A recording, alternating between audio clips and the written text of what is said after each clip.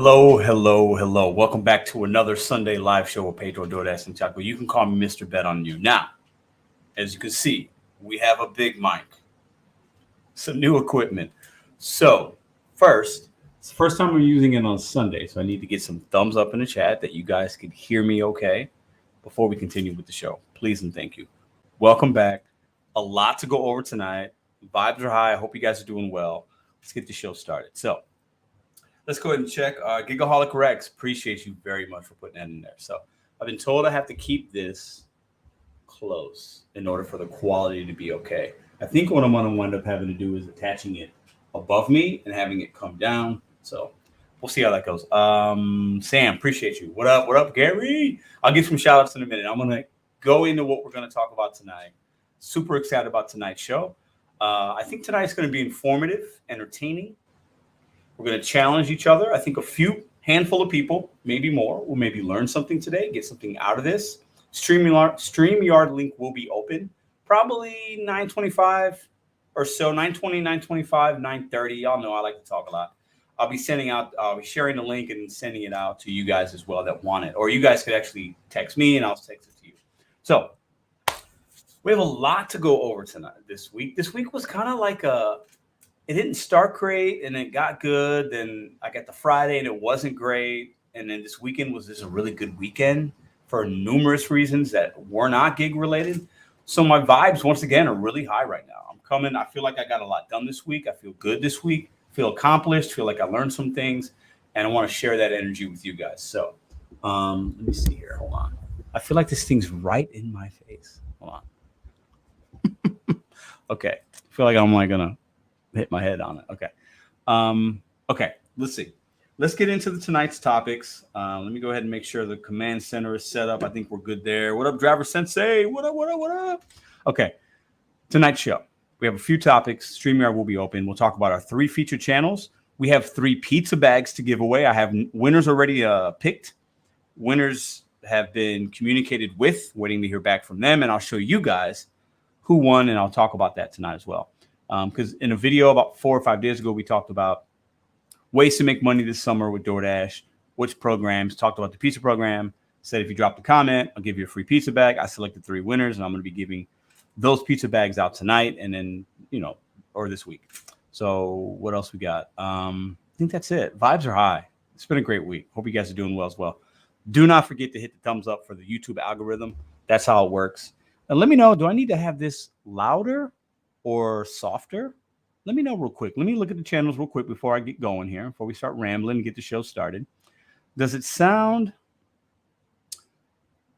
gig? So dang, I was hoping for a bag. Well, yeah, I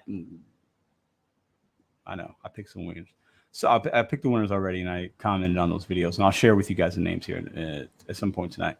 So let me see. Let's see. Yes, sir. It's good. Sound volume is good. Appreciate that, guys, because I don't want to get too far if it doesn't sound better. Hopefully this sounds a little bit better. Still got to soundproof the room.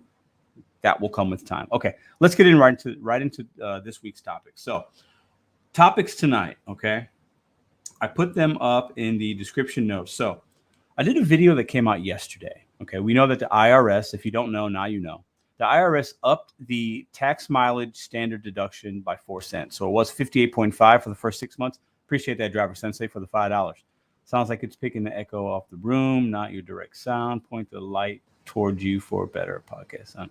Point the light towards you. Oh, maybe this light right here. Okay, we'll try that. Okay, we're going to have to run with it for now. Appreciate that information, though.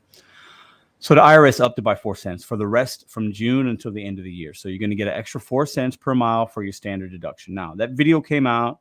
That was I wanted to share that information because I knew a lot of people didn't know about it. And maybe you just, it's information. And as a 1099 gig independent contractor, knowledge is power, right?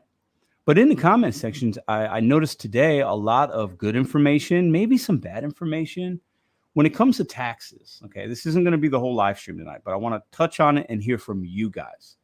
What do you know about being a 1099 independent contractor? So I'm looking for people to join the StreamYard that are educated and at least have a few years of 1099 information and doing it as a 1099 independent contractor. You file taxes for a few years. Share a little bit of nuggets with us. Because I think a lot of us think we could deduct this, we could deduct that. I get 62.5 cents per mile, but then I also get all my expenses for everything I spend. There's a lot of confusion sometimes when it comes to taxes. Listen, I'm not an expert. That's why I look to others. I share with you guys some facts, and then we can learn from each other. And I've learned a lot just actually in the last year, a lot about it. And the one thing is, as being a 1099, I think a lot of us, most of us probably don't understand and realize what we can actually deduct. And should you do itemized or should you do your standard, and which would be better? And or are you somebody that saves all your information and says, hands it to a professional and says, help me out, what's going to be best for me? That's what I recommend. And then as you gain some knowledge, maybe do it on your own. I don't know. I'm looking to get your guys' viewpoint on that. Second topic tonight. Should we be spending more time driving and in our car and allocated toward the apps when it's slow? This is what I mean. Summer slowdown, we've talked about it. Some people are affected more than others. Some people, it's not even a summer slowdown. It's inflation, gas prices. It's harder to make money. But your goals don't change. Your bills, if anything, have gone up with inflation. So are you staying out more? Are the apps on more? Do you recommend that? Or are you giving the same amount of time to the apps, but you're finding other ways to make money? We could talk about that. Third topic. What is your future in the gig economy? A lot of people are stressed about the gig economy, not making money. It's not what it used to be. Tired of seeing $2, $3 orders when gas is, right now I paid $4.90 today. Never paid that much for a gallon of gas in my life. I'm 40 years old. Never paid $4.90 in my life for a tank for a gallon of gas. Now, in a lot of markets, that's cheap. It's all relative. It's all about perspective. We're going to talk about information and perspective as well tonight, because everybody's perspective could be different based on their reality, based on the market, based on their goals. So those are some of the topics we're going to talk about tonight. Let's go ahead and put in the... Let's talk about the 3 channels tonight. The first channel I've talked about one other time, I believe, TheMegRye. Now, her channel is a channel that talks about gig economy stuff. She has some DoorDash videos out there. She also does photography on the side as a side hustle. She's 1099. But it's more than just that. It's very entertaining. It's realistic. She's somebody that's betting on herself. Love her channel. Love her vibes. I think she's in Pennsylvania. So if you don't know who TheMegRye is, check it out. It's vlog style entertainment for YouTube. Check that channel out. The second one, we've talked about this, but it's been several months. He was in a little bit of a hiatus. The Real Estate Dasher. This is somebody that dashes, but also does real estate on the side. And he uses DoorDash to find real estate properties and opportunities for himself. Now, and the third one, so check those 2 out, guys. Anybody that wants to put links in, please feel free. I'll get into the live chat in a minute, guys. The third one is one I stumbled upon the last couple days. And the third one on this, when we do these feature channels, is one that's never gig related. Usually it's something different. And I actually kind of enjoy it, and I don't know why. So for those of you that know me, know that there's a channel called Milad Merg, M-I-L-A-D, his last name M-I-R-G. He's got millions of subscribers. He's a young man. He did Subway content. He strapped a GoPro on his chest and did Subway content, and he blew up because people like that kind of stuff. This guy's name is Steven. Where's it at? Steven, hold on. Patula. Stephen, last name Patula. I'll put a link in the description notes if you're watching on a replay. It'll be there. He works at McDonald's. He's an owner-operator. He's a young man, early 20s, I believe. And he shows you the point of view of a McDonald's employee making things. And I don't know why, but it's actually kind of cool to watch, okay? It's funny to see. Not funny, but it's interesting to see where your food is made, how it's made, what steps it takes. These kind of food kind of content POV channels are blowing up. Okay, he's gotten like 10,000 subscribers in the last week. I think he's up to 60 something thousand. So he's not a huge channel, but it's a big channel. He'll probably be at 1 million in a couple of months. Check him out if you like that kind of POV food content, behind the scenes content from like a fast food place. He's an owner operator at McDonald's. So if you want to know how your quarter pounder with cheese or your double cheeseburger or your French fries are made, go check out that channel. Those are the 3 featured channels this week. Don't forget to hit the thumbs up for the YouTube algorithm. So let's go ahead and put in, let's talk about my week real quick. Started off okay. We did not make a lot of money this week. Friday, when I woke up, I did not work Friday. Some of you guys might have seen the video. My back completely was out. Every muscle in my body ached. I could barely move. I've never felt like that in my life. I'm a 40-year-old man, so I'm not old, but I'm not young anymore. I like to consider myself fit, but I'm not in great shape. I don't play as much sports as I used to. I don't work out like I used to. And I think what happened was I had an order this week, 2 of them, but one in particular, large order, a lot of cases of water, 2 different flights of steps. I was on the 3rd floor, 10, 11 cases of water, but then also other things, soda, big. Wasn't happy about doing that because I don't have a cart. There was no way to even use a cart. All stairs, no elevator.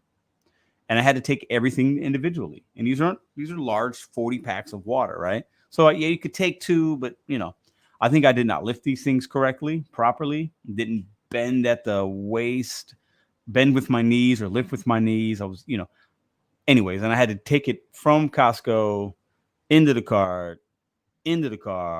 out of the car, up 2 flights of stairs to the 3rd floor. And I had to do that. And it took a while. And I would probably say this week, tens of thousands, like, I don't even know, thousands of pounds of stuff I've lifted. Now, for some of you, that's regular. For me, it's really not. I think I threw my back out and I got my hands hurt. It's very strange. So I had a hint of reality this week. I'm not getting any younger.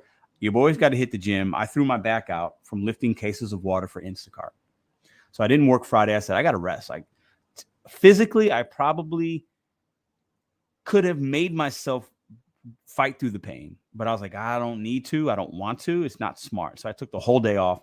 Yesterday felt better. Today still, all my arms, my hands, the muscles right here are still very achy. It's kind of funny now. It is what it is. So my girlfriend's got some great stories about that, how she's had to do some things for me this week. So all right. So that was my week. My week was pretty good. Got a few things done with the gig conference that's coming up. Gig conference is coming on July 30th. If you don't know about it, if you're in here, I'm sure you know about it. If you don't know about it, somebody could put a link in. We have a website, RSVP. It's a free event for you guys. Working on we will have a sponsor or 2 for this event, which is kind of exciting because that will allow me to put an even bigger and better and bolder event on for you guys. Have maybe better entertainment, better food options. This is completely free for you guys, but this is a way for us to connect live in person, for you guys to connect with each other, share information. There'll be a lot of other things going on at this event, giveaways, swag bags, live entertainment, like I said, games. The whole thing will be live as well on my YouTube channel and maybe others. So anybody that can't make it in person will be doing it live as well. So we got some things accomplished with that. So this is just, it's a good time to be Mr.BetonYou. There's a lot of positivity going on right now. We're working on a lot of things and trying to give you guys the best content possible. So let's go ahead and spend a little time I'm going to put the phone number up. That's the number you can text in if you want a link to the StreamYard, and I'll check that in a few moments. Let's go ahead and get into the comments and see who we got in here tonight. What up, Rodney? Hannibal's Hungry. I love Immortal Technique. Yes, I love Immortal. I got on Immortal Technique probably 2007, 2008. He's been around for a while. And for those of you who don't know, Immortal Technique is a New York-based hip-hop artist, independent, and he talks about the real out here. He's not going to be on a radio station. He did actually go to, I believe, Iraq and the Middle East in the last few years, and he's done a lot of really good stuff over there. So if you don't know who Immortal Technique is, check him out. Okay. Glenn, Rodney, what up? Daniel, Henry, what up? What up? John McKillian, what up? John McKillian, thank you, Gary from Middleton Technologies. Gary and John McKillian are both RSVP special guests for the gig conference. John's going to be one of our featured speakers talking about motivation. He's got something planned for you guys. Can't wait, John. Super looking forward to that. What up, Tanner? Just started my drive to STL. So Tanner and I will be collabing, I believe, on Wednesday this week. He's driving to Chicago, but he's going to make a pit stop in St. Louis. Him and I are going to be doing some activities that we will record live or even go live and or make videos. And we're going to be doing some friendly competition. Can't wait to look. I can't wait.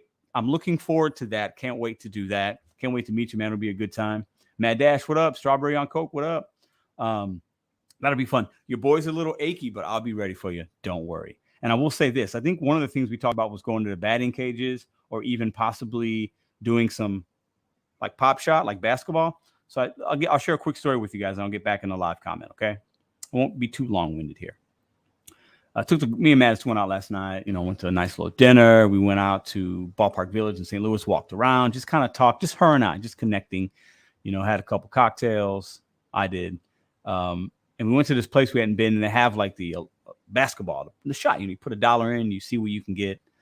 I think I got 70 points and then 79. I think I did it twice. The second time I only missed 3 or 4 shots. So if you want to play me in basketball, I would probably say you're going to lose. And if we do anything with baseball, you're probably going to lose at the batting cage as well. So pick a couple things that you think you could win, because I don't want to beat you in everything, because I don't want to embarrass you. So I'm just throwing that out there right now. All love, no hate. What up? What up? All right, Patrick, what up? Rico Dash, what up? Matt Dash in the house. We got Snack Ops. What up, Jesse Snack Ops? We got Glenn in the house. We got, let's see, who else? We're going to go up a little bit. Christopher, Daphne, John. We got Krista Ray. All right. Matthew Green. We got Gig Lebowski in the house. Gig Lebowski, I'm sending well wishes to you and yours. Hope the wife is doing good. Hope she's recovering, my friend.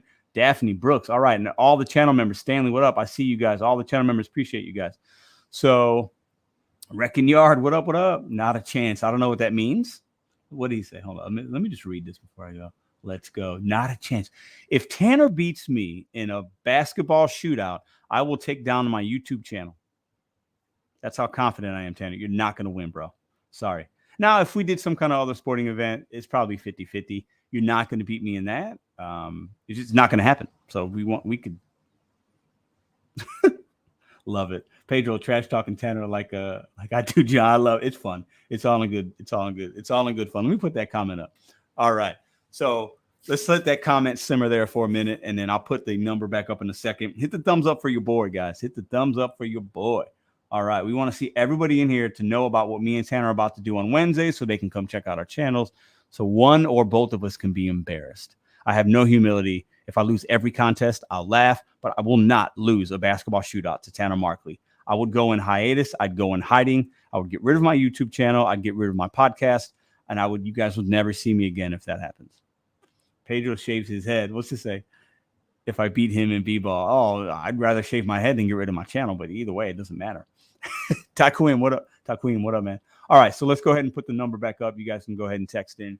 We're doing live StreamYard tonight. We're talking about, what do you know about taxes? What do you know about being a 1099? Are you really informed, or do you think you're informed? Share some information with us. If you have questions, you can come in on the StreamYard, and we can have maybe some people that are more informed in the chat answer those questions. Because at the end of the day, money is money, and we're all worried. A lot of us are struggling. Inflation's crazy. A lot of us, you guys are telling me you can't put away money for taxes right now. It's not an option for many of us, right? So when that time comes, right? Because taxes is one of the 2 things that are guaranteed in life. We all know what the other one is. We have to be prepared. We have to be knowledgeable, and we have to seek out other people that know more about us, so that we don't make a mistake that many of us, like certain common mistakes with taxes, might make. We don't just forget about it, because it will come back and bite you in the butt. Might be a year or 2, it might be 5 years. But if you don't file taxes the correct way, it will probably catch up to you, right? And 3, really, like, my advice is we should be probably seeking out people that know more, like I said, about that information, so that you can do the right thing, right? So text in that number if you want to be part of that conversation. And also, when it's slow or when it's hard to make money, are you finding yourself, or do you just stay out longer? So if you used to only have to work 4 or 5 hours, are you working 5 or 6 now to make the same amount of money? Or are you still working what you want to work, and then just making less money? Right? So I hope we can get some good conversation about that stuff right there. So, all right. So that's the number there you want to text in. Let's go ahead and check the text line and see what we got. It's Pedro time. What up, Jeff? What up, Laura? What up? Tanner has never shot a basketball. They call me Tax Master Tanner. Tanner, he will practice every day if that was a bet. Yeah, listen, I hadn't shot a basketball in a while, and I don't know. I shot, and you guys know the machines I'm talking about, 40 shots and missed 3. I think that's a pretty good percentage. Now, it's not still, listen, I've made like 80 free throws in a row, guys. So let me just tell you about, I'm not the best basketball player, but I've legit been at the free throw line in the gym and made 80 consecutive free throws in a row. So if you think Tanner Markley's meeting me in any kind of basketball activity, listen, I didn't expect the first 19 minutes to go in this direction, but let's just all simmer down here, okay? That'd be like me saying I'm going to do a whip-de-woo Raz kick on my Razor scooter and like do it better than Tanner. That would be a ridiculous thing to say. Same thing. Okay, enough of that. Good times. Love it. All right. So, Mr. Bet on You in the house. Let's check the text line. See who wants to join in. We got a couple texts in. Let's see what we got here. Just left Vegas. What's your address, homie? Oh, okay. He just texted me. Okay, hold on. Ready? Let's see. Let's go ahead and send out this one here. I'm sending some out right now. So let's go ahead and let's copy that. Let's go ahead and send these messages out and go ahead and hop in, guys. Don't be afraid. The water feels good. Jump right in. Let's have a conversation. If you guys have something else that's pressing, you can text me and we might be able to talk about that as well. Okay. Let's see. Okay. Let's go ahead and send Tanner this information real quick before I forget. Well, he just left, so I don't have to do it right. Oh, hold on. Boom. There you go. Okay. All right. Let's see what we got here. Let's get rid of that. I also want to, before we do that, let's let some people join in. So we talked about that. Let's talk about the 3 winners of the bag challenge, the giveaway that we did. Okay. I'm going to go ahead and put these up if I can. There's also a small, like 20-second video I'm going to share with you guys on the screen here at some point tonight. I want to get your perspective on that because this show was about information and perspective, right? And I want to challenge you guys. I think we'll have a laugh, but I also want us to think about some things because a lot of us are worried about money. But in my opinion, not enough of us are actually doing enough to, on a day-to-day basis, financially, to better our situation. Let me repeat that. A lot of us spend money on things we really don't need or spending money unwisely at grocery stores or fast food restaurants, but then we're also worried about the gas going up. So how are we tightening the belt buckle? And I'm going to show you guys an example of what I'm talking about because I went to the grocery store today. I want to get you guys' perspective on that. So I'm going to share a quick little 15 or 20-second video, and we'll talk about that tonight as well. So the 3 winners, I'm going to announce those right now. They've already been, the videos have been commented on. Let me see. Hold up here. Let's see. I think I have it on this device. Okay. So I'm going to share those winners' names with you guys and show you guys what the comment was in that particular video. All right. Let's go here. All right. So the first winner is somebody, I picked these at random like I always do. I had a little help from Ruby. The first winner is a fellow St. Louisan, which is actually really cool. Okay. So Maggie Felch, there's a comment right there. I'm going to read it for you guys. Okay. So this is a video from 5 days ago. Maggie says, "Hi, Pedro. I'm a dasher in St. Louis, too. I just started dashing full-time and love your videos and lives. I've been invited to the pizza program, but haven't gotten a bag yet because I'm a single mom and money is still tight. So a bag would be awesome. Either way, thanks for all you do." She's getting a bag. Awesome, Maggie. Appreciate the comment. The second winner, Dreaded for Life. You guys might not be able to really see that, but that's the comment. You can check the video out. He says, "Great informative video, Pedro. I'm using the gigs to help me get to where I need to be financially. A pizza bag will definitely help me to reach my goal more quickly." Boom. Dreaded for Life. There you go. And the third winner in this week's contest was Reckless Wolf. Reckless Wolf. Reckless Wolf says, "Hi, Pedro. Your many tips and tricks have helped me out when I started dashing 2 weeks ago. I would love a pizza bag to get to do the pizza program in my area because I have 4 pizza places in my area." Well, Reckless Wolf, Dreaded for Life, and Maggie, you're the 3 winners. All you got to do is check that comment out. If you're watching this video, email me, Mr.BetonYou81 at Mr.BetonYou81@gmail.com and tell me how you want to get your bag, and I will send it to you this week. So congratulations to those 3 winners right there. All right. So let's get back in. Dashing Grandpa, what up? All right. So let's get into, I think we got one person standing by. All right. I think I see Matt there. Don't worry, Matt. We'll get you in momentarily. I'm going to show you guys really quickly, if I can pull it up, okay? I'm going to show you guys this video real quick because we're talking about information and perspective, right? A lot of us, we're worried or thinking about taxes. We're thinking about gas prices, inflation. We're worried about, it's slow right now. We're worried about the $2 and $3 orders that DoorDash gives us. The Instacart triple batch paying $14 for 100 items. These companies are still sending us absolutely absurd, let me repeat that, absurd offers. Like some of these offers are just so bad, all you can do is laugh and say Kobe. It's so horrible, right? Let me put the number back up if anybody else wants to join in. So I was at the grocery store tonight. I had to pick up a few things for Madison, right? Picking up a couple things, and I'm looking and like, man, some items I don't feel like are really high right now. And some items have been getting higher over the years. And some I look at, I'm like, who's paying that amount for that item? It baffles my mind that somebody would pay that, right? So I saw one in particular that I hadn't really noticed before. And I'm somebody that buys this item sometimes. I'm somebody that buys both these items you guys are going to see. So let me pull up this short little video. I want you guys to watch it. I'll get into the comments, and we'll get Matt in a minute here. I'll get his perspective, and then we'll also talk about the topics with him. And, okay, and that's the number you guys can text in if you want to be part of the show. All right, so let me go and see if I can share this short video with you guys. There's no audio. I just want you to see what the camera's showing you. And where do you think I'm going with this, okay? So let me see if I can pull it up. 1 second. Okay, here we go. Let me see. Okay.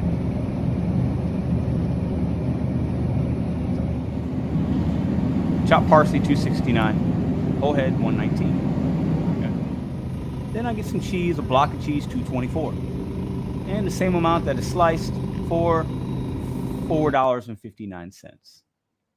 So $2.69 for some chopped parsley. Stay with me. $1.19 for the same item, but not chopped. We had a block of cheese, pepper jack cheese, $2 and some change. Sliced pepper jack, same exact cheese, same brand, same amount, same ounce size, for $2, over like $2.50 more. So I'm gonna pause for a second. I'm gonna get into the comments. Okay, what do you guys feel about when you see items like that? Same item, drastically different prices. Let me just read the comments real quick. Okay, John says pepper jack is the bomb. Paying for convenience. Okay, let's put this up real quick.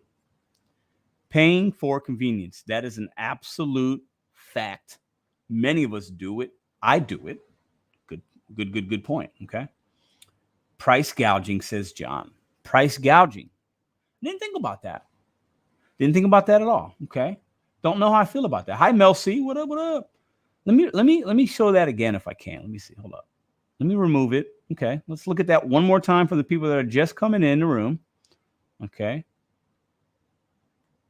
Okay. I know it says cilantro. It's parsley. Okay. It's parsley. $2.69. Parsley, not chopped. $1.19. Pretty big price difference, right? You can basically get two things of parsley for the price of one. Pepper jack. Block, $2.24. And the same thing sliced is $4.59.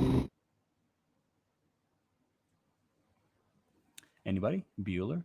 Slice your own cheese. Okay, Pull My Gig says slice your own cheese. So let's talk about that. Let's just talk about that. Then I'll get back into the comments. Matt, we'll be right with you. Now, we know people are buying both, right? We understand that. Buy what you want, okay? Not going to watch your pocketbook. Buy what you want. Matter of convenience, I totally get it. But this is my challenge to all the people buying the chopped parsley and the slices of cheese when a more affordable option is right next to you. Why? Because you can? Because you're lazy? Because it's more convenient? Because you don't want to chop parsley? And I could chop that parsley in probably about 15 seconds. So my challenge and my thought process on this is, if you're buying chopped parsley, and I know there's other reasons why somebody might want chopped parsley. I get it. But for most people, we got time to chop parsley. Come on. Nobody's that busy. You can't chop parsley. Let's be real for a second. Nobody's that busy. And if you don't know how to chop parsley, look up a YouTube video. I bet there's a YouTube video telling you exactly how to chop parsley without cutting your finger off. So if you're somebody buying chopped parsley and paying more than double the price, then if you just chop it yourself. But then you also complain about gas prices. You're worried about where your next meal is coming from. Why? And I'm going to rub some people the wrong way with that. But I need us to think a little bit. We can all spend more wisely. And I think right now, a lot of specialist economists, way more smarter people than me, business savvy folks, are saying the recession is coming. It's coming. This year or next. It's a bad one. I don't know. I'm not going to say that's going to happen. I wouldn't be surprised if it did. But if that's what we're dealing with, and then we're worried about gas, and there's ways we can save money. In my opinion, hot take right here. Nobody should be buying sliced cheese and chopped parsley right now. I know that might sound silly to some people, But I'm telling you, the dollars and the $2 here and the $5 there and the $5 Starbucks that you probably don't need on Monday morning, now's not the time to buy those items. If you're worried about if you're worried about the inflation and stuff, take that how you want. That's my perspective. That's me giving you information. We can have a conversation about that as well in the StreamYard. I just don't get it. I know we want to pay for convenience. I know a lot of us make our living on delivering people things that are of convenience. But the bigger picture here is, can we really be worried about the cost of things when most of us spend frivolously? I don't know. Be frugal. Listen, Tina, what up? I'm pretty, I don't know. I consider myself frugal when it comes to a lot of things, but then I do give myself a few things I'm willing to spend money on. But overall, I'm a frugal human being. When you guys see Madison at the gig conference, she'll be there. You can ask her. I'm cheap. There's 95% of the things I'm very cheap. I act broke, so I don't stay broke. That's the phrase of the night. I act broke, so I don't stay or get broke. I've been broke in my life for numbers of years. Broke, paycheck to paycheck, week to week, day to day. I never want to go back that way. So I act broke still in a lot of ways. And I budget everything to the extreme. I budget to the dollar. And I would never buy chopped parsley. So when I saw it, it triggered me like, who is buying chopped parsley for this amount? It's crazy to me. I think there's a very small amount of people that might need to buy it. Maybe they have a disability. I get it. But I'm talking 99.9% of the population does not need to be buying sliced cheese and chopped parsley. And if you do, and you're in the comments, and I'm sure you have, who doesn't like sliced cheese? Why? I went off. Sorry, guys. All right, let's bring Matt into the conversation. All right. I've been living on free Big Macs. My grandpa lived with that motto. Yeah, delivering with Ellen. That's what I'm saying. All right. Let's go ahead and bring in, what up, Tracy? Let's go ahead and bring Matt in the conversation. Oh, I got to get rid of remove. There's that video. Here, let's just look at it one more time. We got 5 more. Look at that. 224 and 459. Listen, I am not an economist, but what I'm saying is I'm giving y'all real life facts out here. You can save money if you know. We got to be willing to tighten the belt a little bit and do things ourselves a little more. I think we live a little more luxurious and more convenient than a lot of us can afford to. You make that your own. Think about that tonight, however you want. Apply that to your life. But I'll tell you what, I bought a block of cheese. I bought the pepper jack that was on the video. I bought that. And tonight I sliced my own cheese. Okay. Listen, I know that sounds silly to some of y'all, but money is money. Let's bring Matt in. Ooh, hold on, man. Let me put my headphones on because I don't know if I'm able to hear you. Hold on. Let's see. Dun, dun, dun. Matt, can you hear me? I can hear you. Can you hear me? I can hear you. Awesome. I got these headphones, so I'm just trying them out. So I like it. So what do you got going on, man? How was your week? It was all right. Up and down, slow. Summer slowdown, like you said. Yeah. So what do you think about the topics, man? Shed some light on what we got going on tonight. So as far as taxes, I don't know a whole lot because I just started doing this in February and I have a part-time W-2. I actually work in a grocery store in the dairy department, so I know I've seen the cheese thing over the whole, like almost, I think I'm going on like, I took a break for a while, but I have like 16 years in a grocery store. So I know what's going on. Yeah. Laziness, convenience. Maybe there's a disabled person that can't cut the cheese. Sure. Like you said. Yeah.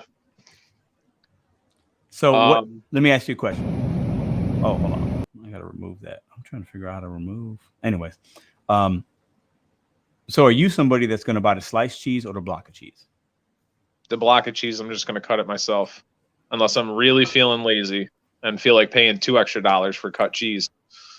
I mean, yeah, I hear you. I mean, nobody wants to cut cheese, but like, I'm trying to, it's a point of like gas is so crazy. Inflation is high on everything. The cheese is even up, right? It's crazy to even pay that amount for sliced cheese. It's nuts for like 12 slices of cheese, $4. It seems ridiculous to me, right? But people will pay it, right?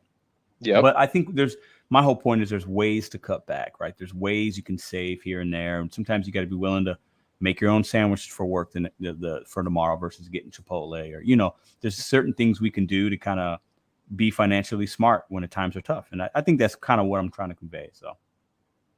Absolutely. So, Matt, have you been finding yourself having to work more, staying out longer to reach your goals, or are you still doing about the same amount of gig work to meet what you want to be making? It's kind of like about the same, a little less, because they've been giving me more hours at the store. I'm trying to go full time, and I don't know. I've just been slacking a little bit, not caring. And as far as one of the things you said, what was it? Spending more time out when it's slower. I've changed the strategy. Instead of keeping it moving, like you said, when I first started watching you, that's always what I did, and I was making great money. You can keep it moving around my city, but I've just been camping lately, pitching a tent, camping somewhere. I'd go camp by the pizza place and see what comes in, just kind of chilling a little bit. Yeah. How long do you find yourself camping and then realizing maybe I should find another area? Do you ever do that, or you just wait in that same spot until you get something good? Sometimes I get impatient. 15, 20 minutes, I'll just mess around on my phone or whatever. I was thinking about just bringing a book with me and just start reading. Just start reading in the parking lot. I carry a couple books in my car because, just to pass the time. But lately I've been trying to stay just busy and not have downtime, but it just depends on your area. You know what I mean? And then if it's slow, like my girl said, we need cat food. So I just went and got cat food. I'm like, there's nothing going on. I might as well go get cat food. And then I got a dreaded Taco Bell order and I took it, and they were actually within 10 minutes. So I got it. Okay, cool. So you made a little bit of money as you were out running an errand, which is nice. Yep. Yeah. So it kind of helps pay for what you got to buy. So that's pretty cool. Okay. So let me see. The other topic we had tonight was, hold on, let me look at it. I forgot. The other topic we had, what is your future in the gig economy? I think you talked about this already. I know you kind of had a plan, but I think you kind of still feel like you're able to make money with this, and you're still you haven't been doing it too long. So you're still kind of carving out your path, right? Yeah. Kind of going to treat it like I did before. Like when I was part-time at the grocery store, I worked at a pizza place. So it's I'll just do it part-time after work or days off. Yeah. I get that. So you haven't had a year where you had to do taxes yet as a 1099, have you? No, not yet, because I just started in February. Okay, got it. Do you have do you have any questions about that? Not that I would answer, but maybe somebody in the chat could. Have you thought about that at all or not? So there was this one guy. He was in the store and he was doing Instacart, and I asked him, I'm like, yeah, so from my understanding, you could do mileage, or you can write off full expenses, all your receipts and everything. Mm-hmm. And he was saying how he writes off mileage and he'll write off gas. And I asked somebody in the comments, Tracy had said it's one or the other. And then another person said, if you have a good tax person, you could do both.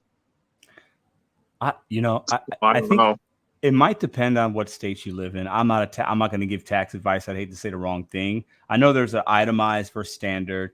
I recommend it. So this is what Gary says, and I tend to trust what his hold on. He says mileage or total cost, can't do both, and that's what I've always heard, right? And I do think though there are some people that obviously cheat on taxes. We all know that. That's a thing, right? And then some people get caught, some people don't. I would never recommend somebody cheating on taxes, double dipping, as some people might call it, because at the end of the day, if you get audited, you're going to be screwed. You're going to get penalized. It could really, really hinder and really affect your life. And if you do it too long, it could be jail time. So I do think there are times that people will say, well, I do this and I do that, and it worked for them that year, but they just might not have been caught yet, and they probably will at some point or something. But at the end of the day, if you're trying to cheat the government, you're probably going to get caught, especially with taxes. So I definitely wouldn't recommend having a short-term gain from a financial point, because your long-term is going to be affected. That's what I would say to that. And I do know, like Gary's saying, mileage or total cost, can't do both. So you can take what's called a standard deduction of 62.5 cents a mile for the rest of the year. And the first half of the year was 58.5. They upped it by 4 cents. Or you can not take that one, and you can do like your car expenses, if you got brakes on your car, if you had to do this kind of maintenance, maybe your phone plan, and there's various other things. It will all depend on your situation. But I always recommend asking a tax professional, maybe somebody in your family that is a certified CPA. Maybe you take all your information, and I would document everything. Use QuickBooks as a really good app to use to put all your information in. Then you can give it to somebody. They could look at it. And basically a professional then would say, okay, well, your standard's going to give you more, or your itemized is going to give you more. And then you could make a decision on that. That's what I would say. But I think that's interesting. I think some people just think they're just like, they don't worry about the what could happen to them. They're just like, oh, I'm just going to tell the government I have all this deductions, and then I'm going to get a fat return or not pay anything. And then they'll get busted at some point. That's how I look at them, Matt. So, because they'll ask you to prove it. So how are you going to prove it? At some point, yeah. I mean, the thing is now a lot of people do their taxes online, right? So you could just input all your information yourself, and then it'll get approved or not approved, or you know what I'm saying? And sometimes people, it happens. People lie and cheat on their taxes. We all know this, right? I just don't recommend doing that, because at the end of the day, at some point, it probably will catch up to you. So, yeah, crazy. Well, I appreciate the question, man. Sorry for having you hang out in the background for so long. I think I got somebody else waiting. I'm going to go ahead and bring them in. All right, brother? All right. One more thing I just wanted to share. So yeah, I got accepted for Spark, and it was earlier this week. I got a text saying that I was accepted, and then all of a sudden, Walmart started popping up on DoorDash. Walmart is on DoorDash in some markets. It was never here. It was never here for us, and it's kind of ironic that I was on a waiting list, got accepted for Spark, and then within an hour later, there was a $275 order for Walmart, and I said, "No, you're beat." That's crazy. So that's wild. That's wild, huh? You didn't take it, obviously. No, I took one today for $11.50 going 4 or 5 miles, because everything's far from the Walmart here. The city, this layout of the city it's a little scattered, but it works, because you got two sides of town where there's restaurants on both and a couple things in between. Yeah. But the Walmart's 4 miles away from me. Yeah. Yeah. I've done a few Walmarts. I've probably done a dozen Walmarts on DoorDash, and the ones I did were good. A couple of them I might have regretted because the wait was too long, or they didn't have part of the order or something like that, but I don't recommend them. As far as Spark, I think I've been hearing a lot of good things about it. A lot of people like it. I signed up for it, but I haven't been fully approved all the way yet. I'll definitely try it if and when that happens. But I'll be interested. Let us know how it goes for you on the Spark. And if the DoorDash order on Walmart's good in your area, don't deny a good one, but I think you're going to see some really bad ones. So yeah. And I took an advanced auto order today, and they had a driver in the store. It was literally going not even half a mile down the road. They had a driver in the store. They said I was the second person to come in and get it, like try to pick it up. It was literally like a gas cap going to a Mavis. And I'm like, all right, so what I'm going to do, I'm going to call support. I'm going to tell them what's going on, because if I just unassign this, you're going to have drivers coming in all day. Absolutely. So that's another thing. People stealing orders. That's a whole nother topic too. Yeah. We'll save that for another day. I think you give some really good advice, and I haven't always used that myself. Like, there's been times where I've gone to a place a couple of times and they said, "Oh, you're the fourth person," and I just say that, I just unassign it or get rid of it and not call support. But I definitely recommend calling support in those cases, so that you're saving the next driver some time, and you'll get half to pay. And you'll get half to pay. So it's the right thing to do. Yeah. Cool, man. I appreciate you, man. I always appreciate you coming on the show. Appreciate the support. Have a good rest of your night, brother. Yes, sir. You too. All right, man. Thank you. All right. We got Jesse Snack Ops waiting. We're going to bring him in a couple minutes. I'm going to get into the live chat a little bit with you guys. So Scott says, deducted mileage, not just for DoorDash, estimates deducted all mileage while you are dashing, even mileage coming back from deliveries. Okay. Let's see. What is this? Dashing Grandpa says they are raising the pay temporarily. Who's raising the pay? Spark? Ooh, that's good to hear. What up, Driven Dad? What up? All right, so what did you guys think about? Got this one right here. Walmart keeps sending me the same Walmart orders even after having. I've seen that as well, Avalon. It's super annoying. You know what I find hilarious? Let me take this off for a second. It's hard to hear. You guys can still hear me, right? Hold up. Let me make sure. I just want to make sure. Give me a thumbs up real quick if you guys could still hear. I'm sure you can, but can I get a one thumbs up just to make my brain calm down a little bit? Because I got this mic plugged in. I want to make sure. Appreciate you, Driver Sensei. So, what was I saying? Oh, you know what annoys me the most is when you get to a store that's closed. This has happened to me 20, 30 times in a couple years, right? You get to a Chipotle and it's closed. Like they're legit closed. Not the lobby closed, but the drive-thru is open because you're lying if you say that's the case. But you get there and there's a sign at the door, we are closed, short-staffed. Or it's, 10:45. They're supposed to close at 11, but they closed early for whatever reason. And you can't get in and whatever, right? So you mark it, the store is closed in the app. Maybe you take a picture. Maybe it does. Sometimes it doesn't even have you take a picture. You get half pay and you keep it moving. And then 20 seconds later, you get another order for the same store. That, to me, is an algorithm nightmare. Because one, DoorDash is costing themselves money when they do that. And two, the customers that are able to order from a store like that that's not open, you get a pissed off customer, right? They think they're getting an order and they're not. And a lot of times these stores don't have their tablets off or whatever. But at the end of the day, if a driver marks a store is closed, and I'm not probably the only one that's done it that day for that location. I've had it to where the Chipotle on South Grand was closed at 11:30, and they're still closed at 2 p.m. And I get an order at 2 p.m. and I drive by, it's still closed. So several hours. So several dashers have told the algorithm the store is closed, and the orders still go through. It's just. It's laughable. Sip my tea as I laugh at that. Okay. So let's go ahead and see what we got in here. Driver says, I've gotten the same order from a closed store 3 times in a row. I stayed in the parking lot, images to prove it. Yeah, I mean, I've done that at White Castle a couple times. I mean, it's crazy, man. It's crazy. Maybe they don't own a knife. Jody says, maybe they don't own a knife. Good point. That falls into the 0.1 percentile, right? So I like it, though. I like it. I like the pushback. I like the clever thinking. What up, Yost Malone? Gigaholic Rex? What up? Okay, so topics tonight. We're going to go ahead and bring in. Hold up here. Pedro, can you please turn the volume up on your mic? Yeah, hold on. Let me see. Is that a little bit better, guys?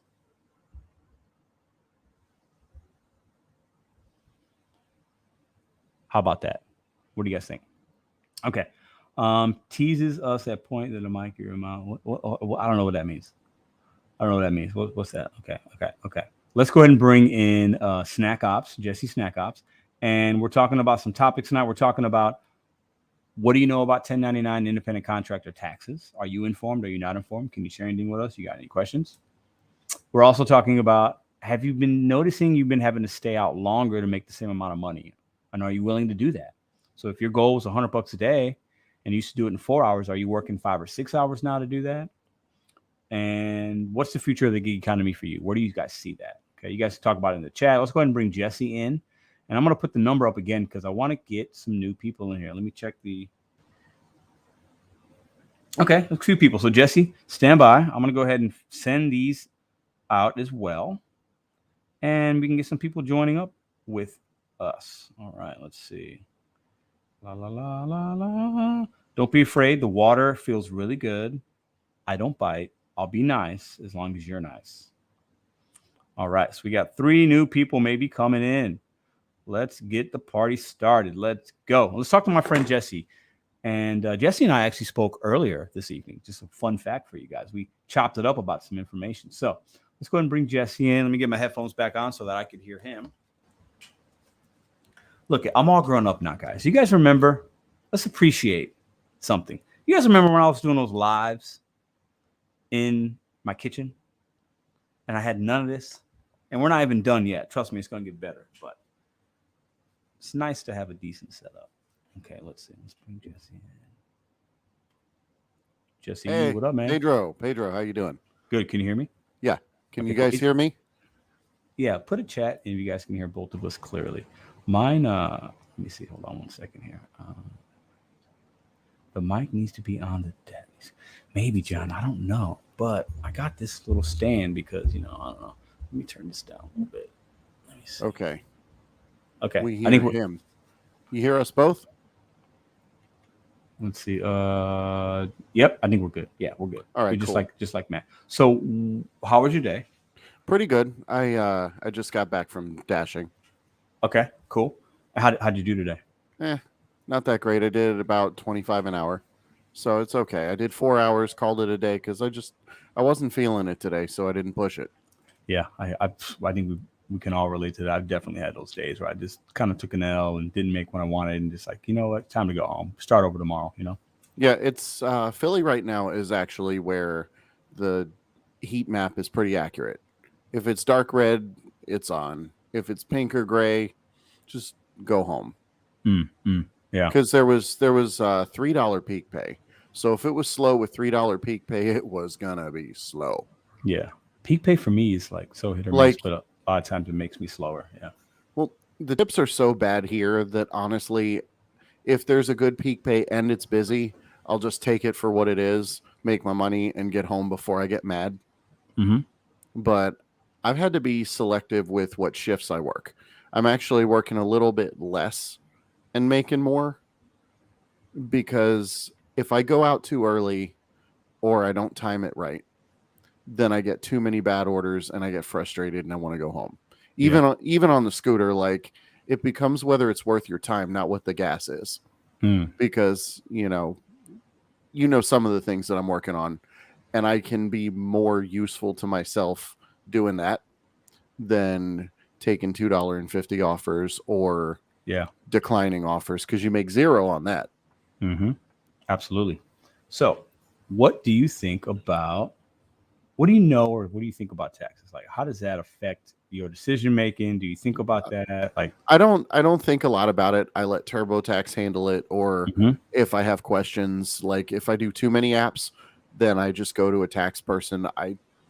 My brain is not useful there. I'm not a tax person. I don't want to screw with it. That's what they get paid for, and I step out of that arena and let them handle it. That's kind of exactly where I fall, and I've learned a little bit more. But when I was doing W-2, I always did my taxes like online, and I did it myself because it was actually really easy.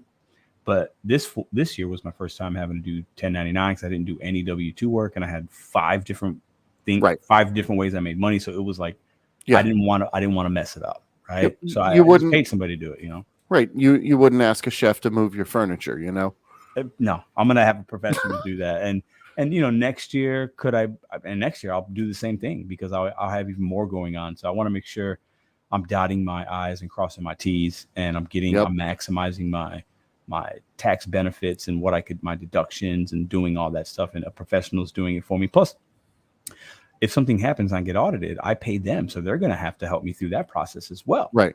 That's just kind of how I look at it. So where I stand. Now, I do have useful information for anybody that's been, watching when I come in and I talk about doing it on a scooter or motorcycle, whatever. You cannot write those off. You do not get the mileage deduction for that because that assumes a car, a regular standard motor vehicle, and they do not allow you to use a motorbike with that deduction. I didn't know that. Pissed because they said that the gas is different and that there was never a number done for using a bike for work, and you just get nothing. So there's no standard deduction if you're on a motorcycle, scooter, right? Not even a motorcycle?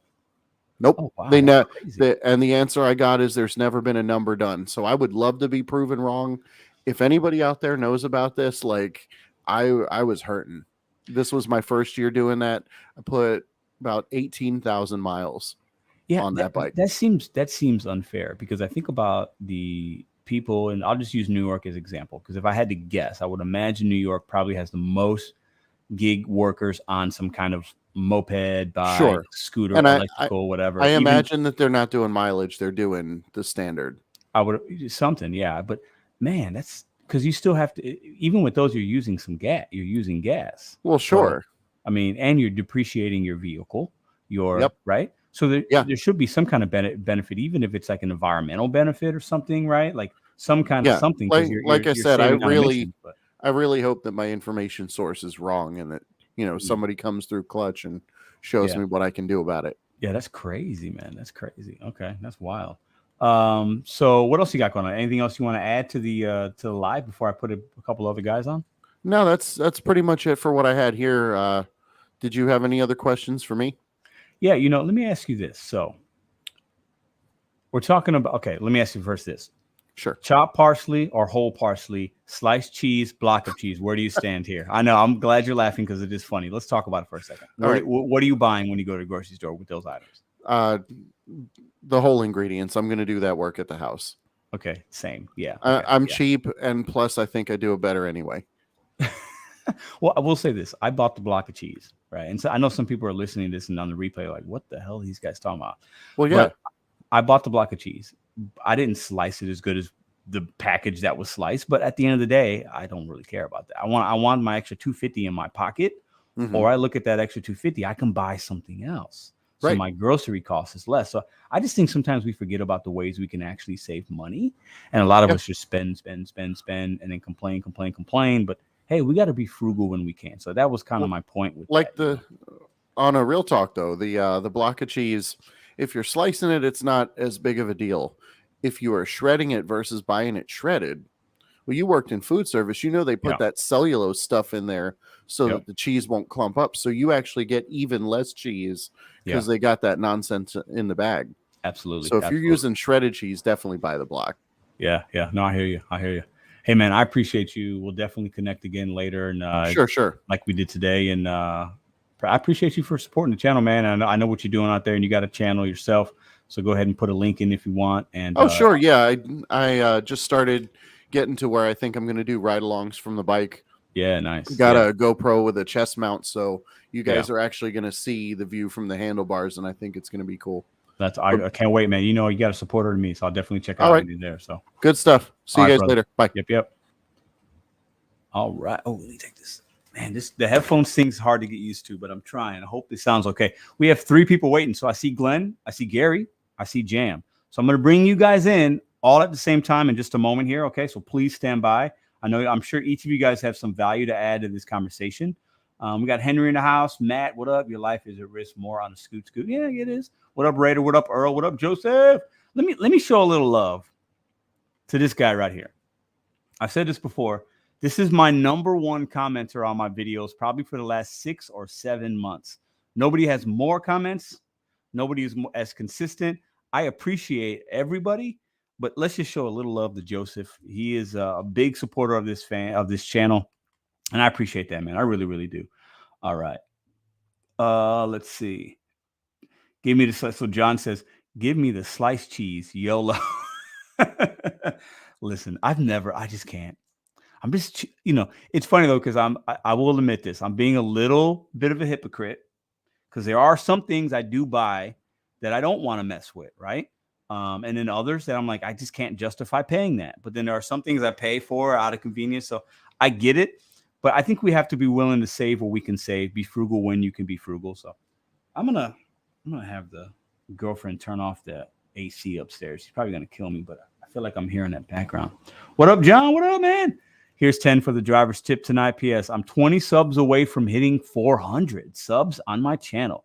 Can y'all help me? Listen, John McKillian has been dropping some gems. Go check him out. Somebody please put a link in here for my man John. Let's go. We're going to get him to 400 tonight. I feel very confident we can do that.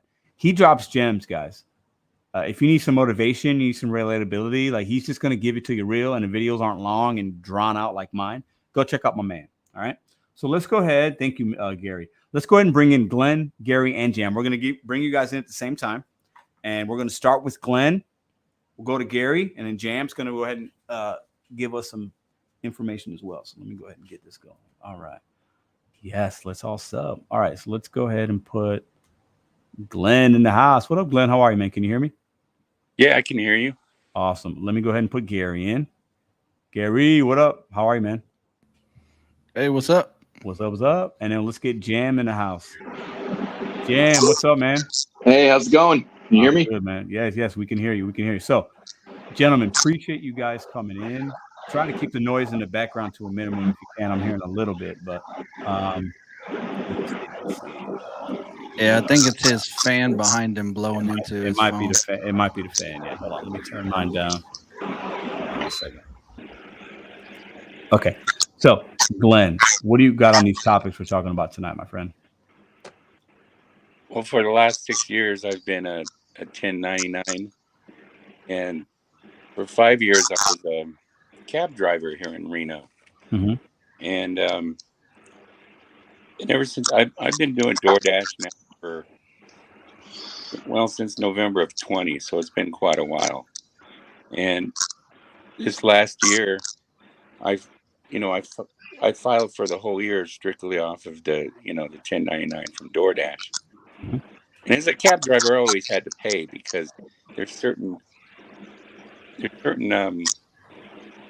deductions you can't file that I was able to file through with DoorDash. And I found a program that I put it in my computer. It was this is the first year I've seen it. It was Intuit taxes for independent contractors only. Mm-hmm. And it took me about 2 hours, and it goes through every single step you can imagine and what you can file on your taxes. And there were some things that I didn't even know I could even deduct. Mm-hmm. And certain things, because I still finance my car, and I couldn't write off the amount, as paying every month. But I found out I could write off the interest I paid on the loan. And, of course, there was maintenance. And in Nevada, you can deduct mileage as well as gas. Because in the very beginning of the program, when you start, it asks you what state you're in. Mm. And I put Nevada, and of course, and it kind of, doctors it to, what basic state you're in. So Now, does that only work, Glenn, for the state taxes and not the federal, or for both?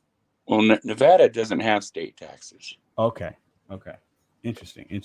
Can I say something on that Yeah, topic? I was just going to say, Gary. Yeah, I know you have a lot to share with us on this, and Yes. I'm very, very happy you're here. Go ahead, let's get into it. I think a lot of people get confused when they're using these tax softwares. I've been doing 1099 for full time 7 years now. Just because they ask you about it doesn't mean it's a tax write-off. What they're trying to do is they're trying to figure out, should you use a standard deduction or should you use the itemized deduction? That's what all the questions are for. Typically, you'll get to a certain point, and in the tax software, they'll ask you, your total deductions did not meet the standard deduction of 12,500 or 25,500 or whatever the amount is now. Did you want to do actual amounts, or did you want to take the standard? 99% of people are just going to take the standard. And like he said, Florida doesn't have a state tax either. So like he said, Reno allows him to do mileage and gas. It can allow that if they don't have a state tax. So what they was trying to do is see if your gas cost was higher than your mileage deduction for the federal write-off. If that makes any sense. Right. Yeah, it does. I didn't spend as much in gas last year as I, as far as my mileage write-off. I mean, my I think I spent like $5,500 the whole year, but that was like, that was when gas was half the price it is now. Yeah. Now Glenn, are you full or part-time gig worker? Full-time. And how long you been doing it? Since November of 20. So 18, 20 months. So you're going on you're coming up on 2 years, basically. Yeah. Now, let me ask you a question. So I feel like, I don't know this, but I'm probably pretty certain. I think Gary knows a lot about this subject. So do you have a question you maybe want to ask Gary or somebody else in the chat room about taxes that for this coming up a year? You know what I'm saying? Something you maybe been thinking about, you're unsure about. I really haven't thought that much about it. Mm-hmm. When I did mine at the end of this year, I got a whopping $8 back, Mm-hmm. which I thought, oh, well, $8 is better than owing, you know. Well, I think a lot of us would be. Yeah, I mean, well, not a lot of us. Some of us might be okay with that, considering we're not putting it. We're not getting taxed every week. You know what I mean? Right. Which is for me, which I look at that as a huge benefit of being a 1099. Is you're keeping and being able to control and do with your money as you please, like all of it, right? Like you're able to move it how you want. You're not having things taken out, which is a benefit. And then the negative side of that is you're not paying into certain things, Social Security, there's no 401k, you're not paying taxes. So you have to think about it on your own. So I think there's good and bad on both sides, I'm going to bring Jam in here real quick. All right, Jam, what do you think about what we got going on in this conversation? What can you add to this? Yeah.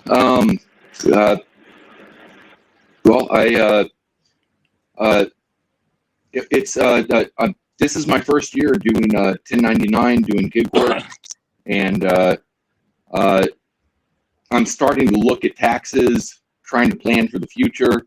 What I've got going on for myself is I'm basically taking 10% of my income, putting that into investments, 10% of my income, putting into paying off credit card debt. I know that I'm into sort of a 22% tax bracket, so that when it comes to doing my taxes, I'll owe 22%. Hopefully, my investments will cover, will appreciate in value over that time frame, and that's kind of where I'm at. But I'm still in my first year, so it's interesting to hear from some of the more seasoned veterans in this field. What they're I'm curious. Like, my question would be to you guys that have been doing this a little bit longer.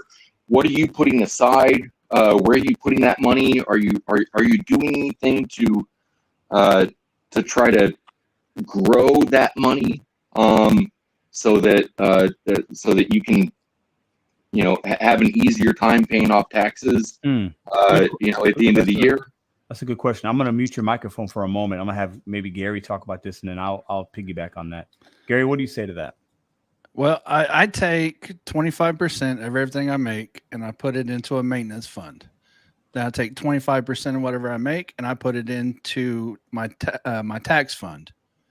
So that way, excuse me, that way everything I have to pay throughout the year, my oil changes, tire rotations, everything like that, that money is already off the top.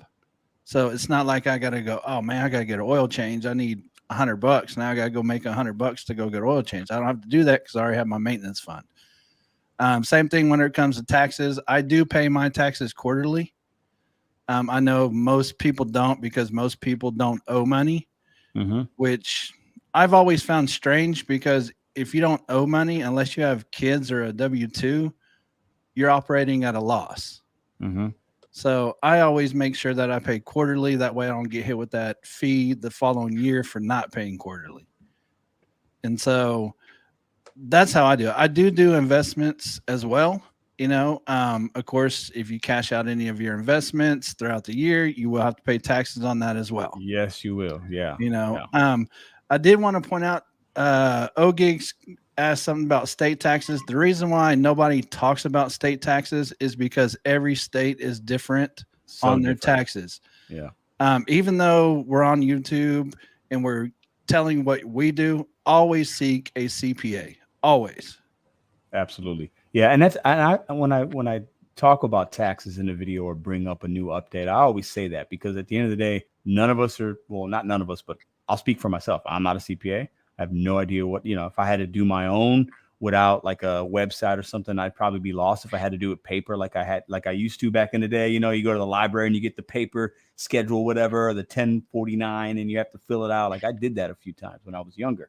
I wouldn't know what I was doing, and I'd probably lose out on a lot of benefits, and I probably pay more into it than I would need to. And at the end of the day, like we all pay taxes in some form or another when you buy something, or register a vehicle, or we all pay taxes. But my train of thought is I'm trying to pay the least amount. I'm trying to get as many benefits as I can, as many tax breaks, as many deductions, like, because I want to keep my money to either invest it, grow it into something else I got going on, save it, do some maintenance on the house, like purchase something else I want to go on vacation. Like there's a lot of things I want to do with my money. So I'm not trying to just give it out, So when I talk about earlier, I know this sounds silly to some, but when I'm talking about not buying sliced cheese, I mean that. I want that $2 to me, it adds up. No, like legit. I know this sounds silly to some, and I'm okay with saying this. $2 here and there adds up. It just does. And I try to do those kind of things, as well as, like Gary is saying, and Glenn uses a website or whatnot, or I think he said Intuit, right? Having a professional do that is going to be better, I know how to cook a little bit, but if I had Gordon Ramsay cook my steak, it's probably going to taste a lot better, and I'm probably going to be a lot more happy with that than if I did it myself, right? So I think we need to sometimes put the pride and the ego to the side. Spend $100 or $200 or $300. You're probably going to get that back twofold. That's my opinion. I don't know what you gentlemen think, but that's kind of how I look at it. Did you just tell everybody not to spend $2 while you say you'd have Gordon Ramsay make you a steak? Well, no. I said theoretically, I'm not going to have him. I'm not going to pay him to do it. But if I had an option, if he's upstairs in my kitchen, I want him to cook me a steak versus me doing it myself. Yeah, why not? Yeah, he's a professional, right? Plus, if you buy block cheese, you can multi-use it. Yes, shredded sir. cheese. Yes, you can. Cheese. Yes, you can. Cheese cubes. I love you guys. You guys have no idea how much I love that we're continuing to talk about the block cheese. It makes my whole night. So I'm just saying. So I have the same kind of background as you do, Pedro. I spent 20 years in the restaurant business. Yeah. Back, I've got 20 years on you. I just turned 61 on Monday. Well, happy belated birthday. And so believe me, I know how you felt on Friday. Oh man, yeah. I was down, man. I've had those days before. Not that bad, but I've had days where sometimes your body just says, "Okay, it's time to stop." Yeah, yeah. And I'm really hard-headed, so I'm the kind of guy, like, I'll just if I don't feel well, I'll still work sometimes, but like that was like so bad, I was like, nah, I can't get out of bed. Like it just doesn't, like, I'm good. I'm just gonna be lazy today, take a chill day, drink some water, put some Tiger Balm on my back, and I'll just be at it tomorrow. So let me go ahead and get Jam in here one more time. Jam, anything you want to add to this conversation before I go on to the next callers? Oh no, I had a couple of thoughts racing through my head, but they were wisps, and they're kind of gone from me now. Gotcha, all good, man. Hey, if they come back, put them in the live chat. Maybe you get some answers there. Glenn, absolutely. Jan, Gary, I appreciate you guys coming in. Gary, anything you want to add before I take these next few people? Nah, I'm excited for the gig conference though. Dude, I got one thing to ask you real quick. Did you get the email I sent you with the painting I sold last week? Yes. So that was, I think, 2 weeks ago, right? That we talked about that. I think it was on 2 Sundays ago, or maybe no, it was last week. Was it last Sunday? Yeah, because I sold it a week ago Thursday. Congratulations. I did. It was awesome, man. I thought that was something like that to me is so foreign because I'm not artistic at all. So I can't imagine how proud of a feeling that has to be, Yeah, I've had kind of a rough month. It's the first time I've gotten back into it full time because on the 17th of last month, my mother passed. And so it's been kind of a touchy, Yeah. I didn't want to, it's really tough to get up, and even if you have to get out, it's kind of tough not to, so I just kind of took some time off and, regroup some things. And I hear that. and, I appreciate you sharing that that success you had with us and with selling that thing. And I'm sure that was maybe a bright spot, but hopefully it gets better, man. I appreciate the support you show to the channel, and if there's anything you need, you know where I'm at. So I appreciate you, man. You've been a big help to me, and it's been great. So I appreciate you, and Glenn. it's a pleasure. It's an ultimate pleasure meeting you, and talking with you, and meeting everybody and talking to new people, and It's it's just fun. great. It's really Yeah, that's it's why an I up do these it's an lives, man. upliftment. It is, and it's a big part of what this community is. And I use that word, and some people scoff at it, but it's a legit thing. And if you don't Yeah. think this is a community of people, I can't help you. It is, and we help each other. We got good guys like Gary coming in here, dropping knowledge on us. We got Jam coming in here, a new guy wanting some information. We got you coming in here saying what you've done that's helped you. Like, it's fun. It's good. It's a positive thing, and that's why I continue to do these Sunday shows, make videos, ask you guys questions, and I think it's great. So we got Tommy and Fish waiting by, so I'm gonna let you guys go. Appreciate you guys coming in and show tonight, guys. Thank you. All right. God See you bless at the you, man. conference. All right, man. See you, brother. All right. So we have, let me see here. Hold on. We got Tommy waiting, and I think this is Dunk Fish! Exclamation point. I like that. I'm going to go ahead and bring those guys in a moment. Let me get in the live chat for a second, see what's going on there. All right. Let's see. We got, what's the RSVP deadline? Oh, good question. Let me put that in. Hold on. Take this off. RSVP deadline. Great question. The gig conference is going to happen on July 30th. So the 23rd, a week before, is the deadline. If you let me know a week before, that's all good. I will say this. I know I'm going to have a lot of St. Louis people. Not a lot. It could be 20, 25 people that aren't going to RSVP because they're in St. Louis and they just know that they're going to come anyway. Still RSVP, guys, please. It's going to help me put together the food, the entertainment. There's going to be a swag bag. I'll say this right now. If 200 people show up and I got 200 RSVPs, I'm going to get 200. I'm going to order food for 200, maybe 220. I'm going to have 200 bags. There's going to be a welcome table that Madison and Ruby and a friend of mine will check you guys in. You'll get your bag, bracelet, whatever. A little bit of like where everything's at, right? A little hello, and then I'll be right in the middle of everything. But if 250 people show up, I only got 200 RSVPs. There's 50 people ain't getting a swag bag, and you might not get the full experience. So RSVP, great question, Tuck Queen. Appreciate that, man. What up, Steve? How you doing, bro? All right, so let's go ahead and bring in Tommy and Dunk Fish. I think I'm saying it right. Dunk Fish. I don't know what that means. I'm gonna ask him though. I like to see the interesting names. All right, so let's go ahead and bring Tommy in. Tommy, hello. How are you, sir? Can you hear me? Yes, sir. You hear me okay? I can hear you. Yes, sir. And let's go and bring in Dunk Fish. Am I saying that right? Yo, what's up, dude? How you doing? What's up, man? How are you? Can you hear me? Oh, dude, I'm good, man. It's a pleasure being on your show, man. All good. I appreciate it. You're welcome. I appreciate you joining, man, and supporting. So I'm going to start with Tommy. Tommy, what do you got to say about the topics we're talking about tonight, my friend? Well, there's a few things, like I've had to work later.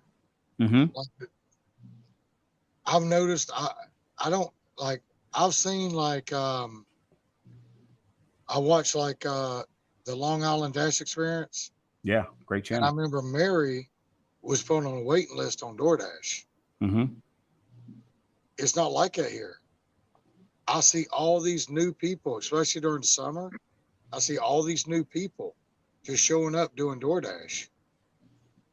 And like my wife even talked to this one girl. She just showed up out of nowhere. I saw her like 3 or 4 times. Me and my wife met up at the same place. Mm-hmm. And I was like, I've seen her like 3 or 4 times today. My wife talked to her. She's like, oh, yeah, I'm married into money. I don't really need this. I'm just door dashing just to give my daughter some money because my husband wrote her off. Okay. I'm like, so everybody's doing it for a different reason, I guess. Absolutely. That's what we'll say. Absolutely. Yeah. I definitely agree with that. Now, did you say you've been staying out a little longer to still hit your goals? Or not? Yes. Yeah. So first off, Tommy, how long have you been doing this? And then second, what are some of your daily goals? And how have you had to like change your strategies or your time or whatever to kind of still make what you need to make for you? Yeah. I started August of last year. Okay. I got deactivated from Uber Eats for nothing I did. Mm-hmm.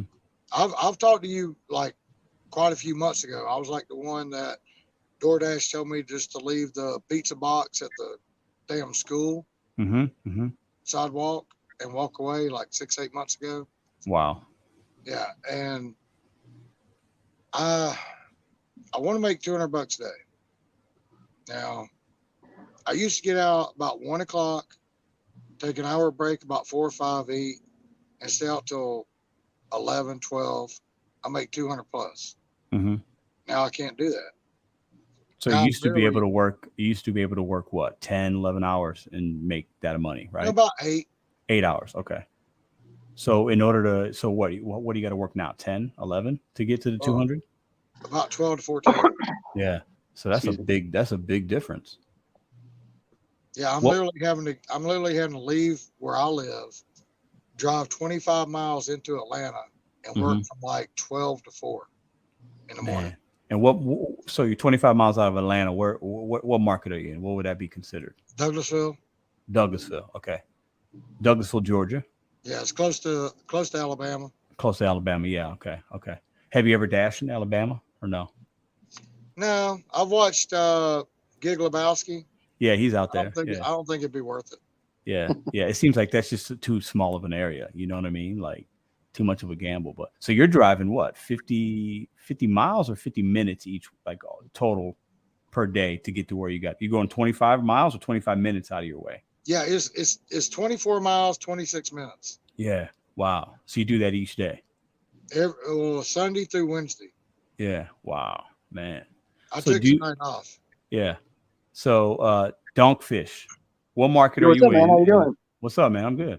So what market are you in, and what would you say about what Tommy's been having to do, and how can you relate to that, or can you relate to that? Well, I'm in the Lexington, Kentucky market, man. Okay. And it's a pretty decent market. It seems like it. There's two different sides to the market. There's a north and a south side. It's the market's split, and really I don't like the new yellow banner across. Where you take a large order or an order that goes across out of your zone and you can't come back with an order. They'll send you orders, but they're terrible. But there's a lot of people here, and it's a good market. I really enjoyed it. And also, I want to do something, Pedro. I want to give a shout out to my twin brother, because he follows your channel, and he told me about you. Steven, if you see this video, I hope you enjoy it and love it. Give me a thumbs up for that. That's your twin brother? Yeah. Nice. Yeah, he follows your channels, man. Cool. Hopefully I can come down there in July and come to your gig conference, man. Yeah, it's gonna be a good time, man. And even if you can't, because I know people have different situations. I would love to come. I would love to come there, man. It's just a matter of resources and opportunities. So I get it. It'll be live too, so the whole thing will be live, so people can join in there. And I'll watch every video you put out every day, all day. I love it. You're a banger, dude. I love it. I appreciate that. I make a lot of videos. I annoy a lot of people, but at the end of the day, some people appreciate it, so it's okay. And I don't always make sense. I don't always say the right thing, but dude, I make a video every day. It's just me. You're just like me, man, right here. I'm taking a gamble. I'm on here talking to these people. People are hearing me all across the world. Yeah. You know what? I'm gonna tell you something, man. I just got into the large order program, which is legit, man. In my market, it's very nice. The Lexington market is a decent market. There's roughly 350,000 people to 400,000 people here in this market. It's a good market. I don't want to oversaturate the market, obviously, because it's been kind of up and down. I do this full time. Been kind of looking for. Well, I want to look for work too, but at the same time, I just kind of like doing what I'm doing. So it's and we have other plans. Me and my girlfriend have other plans, so we're trying to, keep on doing what we're doing. So well, I think what's good about gig work is you could work your schedule. It's annoying sometimes, right? Like Tommy's saying, he's got new dashers coming into his area. It's probably making it harder for him to make money. Oh, dude, there's people all across, right here in the Lexington market. It's centralized in my area in Kentucky, and you've got people from all these other areas coming in, saturating the market on weekends, especially. It doesn't make a difference. I mean, I still make mine, but yeah. But it could be hard. It could be harder. Yeah, it could be harder. It's extremely difficult. I've never branched out and dashed anywhere else either, Pedro. So I'm not really sure what it's like to dash in other cities. I can tell you this, that not really been to any. I mean, I've been to other major cities, but don't know what it's like to dash in major cities. Like you're in St. Louis, that's a tough market, man. I mean, that's not a tough market; it's a nice market, but it's a big place, dude. It's kind of it's overwhelming, you know. No, I'm lucky, man. I'm lucky. Like, it's not a big city. It's not a New York or California. It's not like some of the cities in Florida. It's not Chicago. It's not Vegas, but everything's really close. So I can keep my mileage really low. I'm not like Tommy. Like I can't imagine having to drive 25 miles every day just to get to a place. That's hard. You know, and I know Tommy knows that. You know, he doesn't want to have to do that, but he does what he has to do. Or he's gonna. Do you know another guy, a YouTuber named Mushi? Yeah, Mushi. He's out in Florida. Yeah. Mushi Moo's good. Yeah. I watch him too. You know. Do you ever communicate with him at all? Yeah, well, me and him did a video probably about a year ago, maybe a little bit less, and we did a little contest. We both worked the shift and see who could make the most, and we like videotaped it, and then we collaborated. It was fun, man. It was probably about a year ago, I'd say, maybe 10 months. But I know Mushi. He's a good guy, man. He's a smart dude, great energy. You know, he's got good energy. He's always, you know, and then you got Nugs, Nugs and more that are dropping out of this shit, you know. But yeah, I think the Nugs is still gonna make. I think both of them are still gonna make some content about the gig. Well, Moore's already doing this. You know, use a penny. Start out with the penny. If you saw the videos he made, he's made some videos. You start with a penny and trade the penny for whatever, and then they're gonna donate this stuff to charity and stuff. It's cool, you know. Well, I know, these are younger guys, so I think they're gonna try to do things they really want to do, and I think both of their channels will grow really, really, really big in a few years. But I'm gonna call it right now, and you guys will remember I said this. They're still gonna make DoorDash videos. They're just not gonna make every video a DoorDash video. I guarantee you, Nugs and Blake will probably drop a video a few times a month because you know they're still doing it, you know. But I kind of wanted to make my own channel, you know, in my market, you know, in Lexington. I don't think there's a Lexington market person here. I don't know if there is or not, but yeah, I'm not sure if there is or not. I've kind of wanted to make my own little, you know, opportunity, but I've got my own little. I've got some other things going too, so you know. Hey man, do what dude, you this like is awesome, man. I can't believe this, man. You know, I was just on your backlog, just checking you out, man, and it's all good, man. I mean, I'm subscribed on your channel, but like, I'm not like a payer or anything. I don't pay. Yeah, no, anybody can watch, man. It's all good. It's YouTube. Man. You gave me the opportunity to come on your channel and just and be involved in your channel, man. It's cool. Absolutely, man. And I see Tommy in other places. Tommy's a respected dude in this area. I see him in other channels, and he's always, you know, he's got a good perspective on it. You know, and he's not afraid to share his mind and his ideas. So I like bringing. I'm glad you guys came in. Because you guys, hey, but check this out, man. Pedro, I dropped my stats earlier on the text message. You know, did you see that? I didn't get a chance. No. Oh well, I decline till I die, man. I just I don't take any trash orders. You know, I don't believe in taking non-tipping orders, and I'm with you, man. No tip, no trip 2.0, man. I mean, I just can't do it. We can't take the low ball orders, man. It's just not really cost effective. But Tommy, anything else you want to add, bro, before we go to the next people? Yeah, one thing I was wondering if you checked out that video that I texted you about. Did you just text me now, or was this a text from before? Earlier. I don't think I did. Hold on, let me see.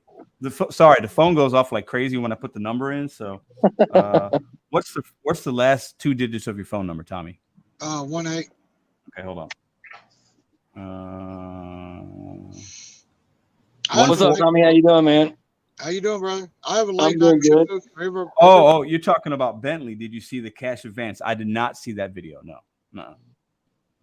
Yeah, apparently, I've been wanted to get this out to people. Apparently, you remember, like, I want to say 3-4 months ago, Bentley was talking about how they were doing like cash advances to help out the restaurants and yes, I remember that owners.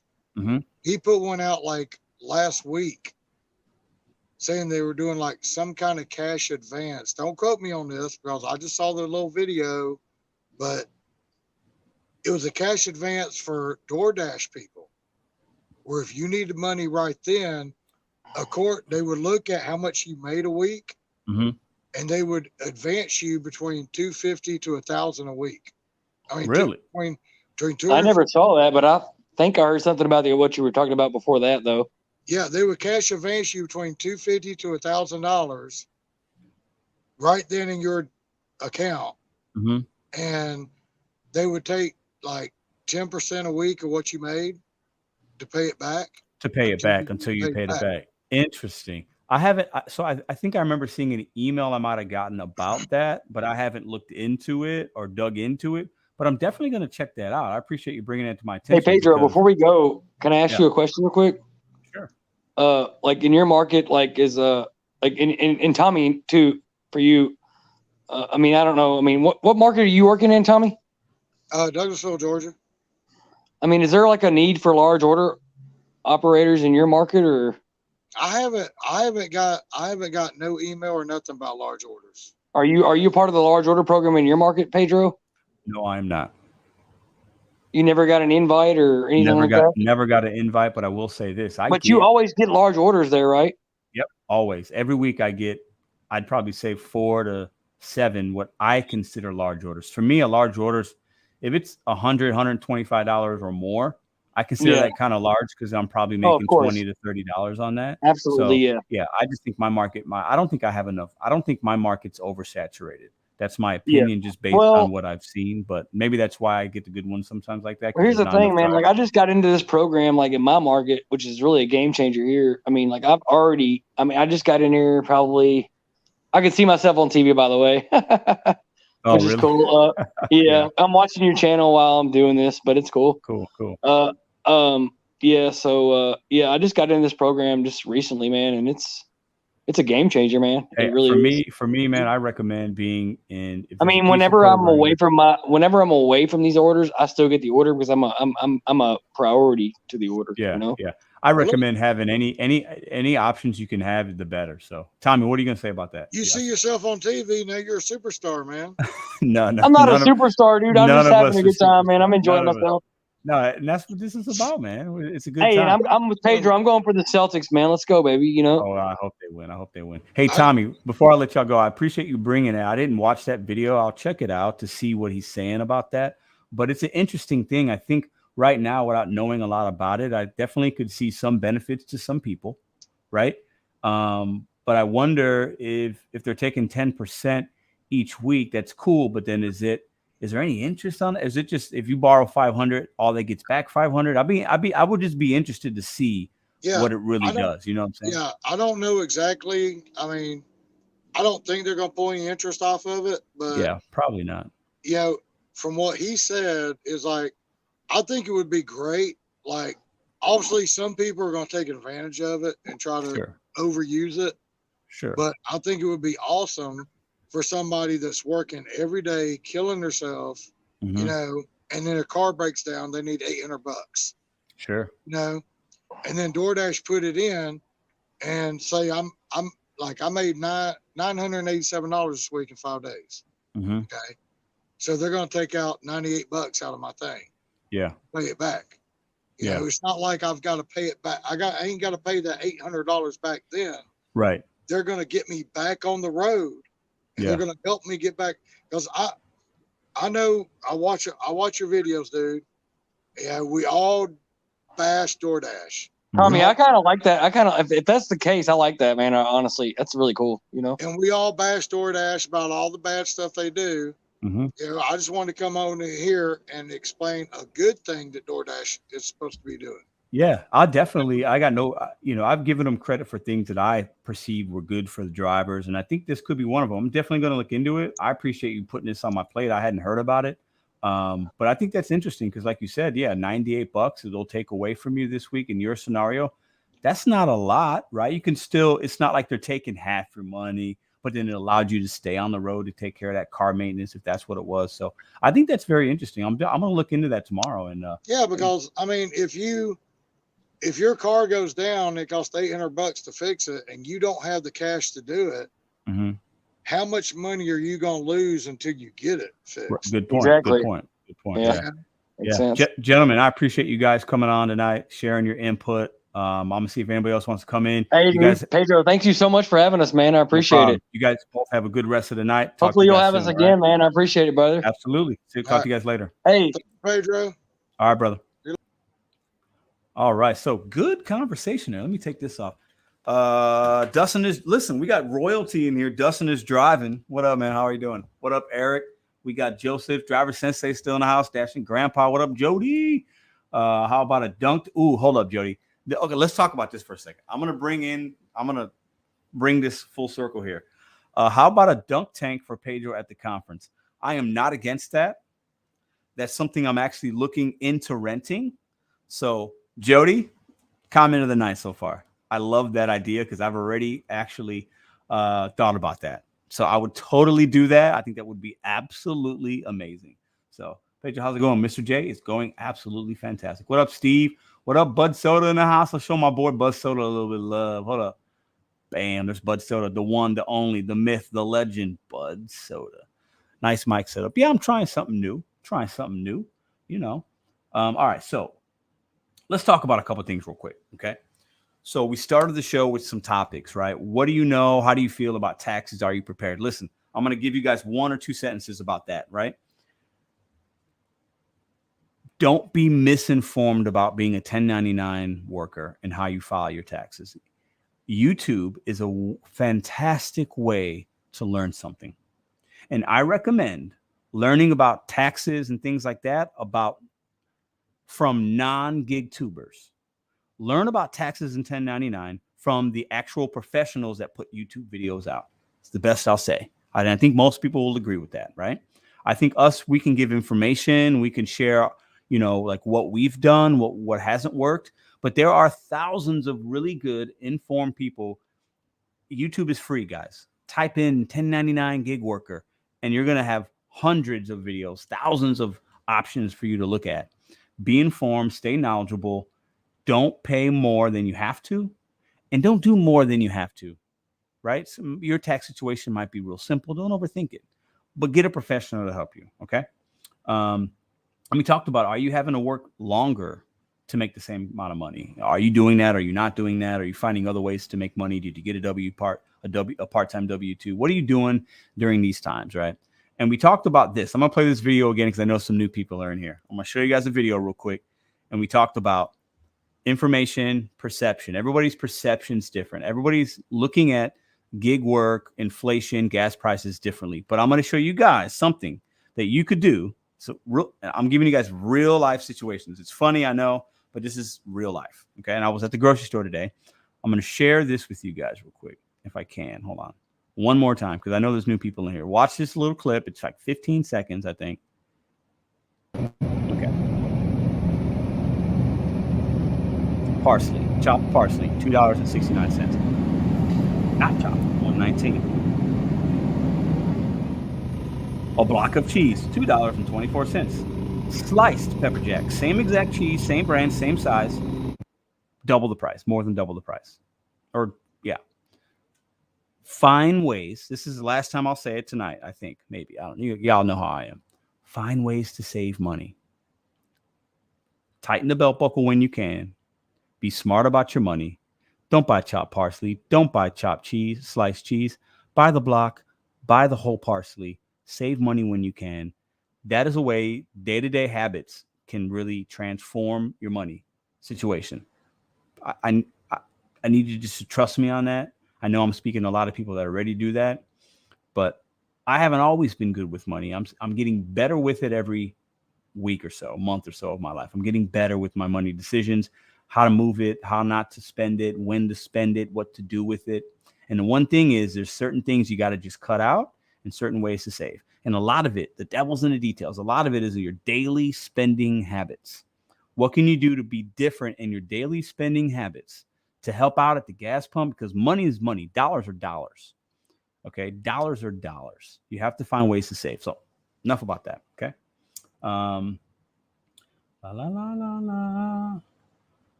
Let's see here. Let me see if I can go. Let me get rid of this. Hold on.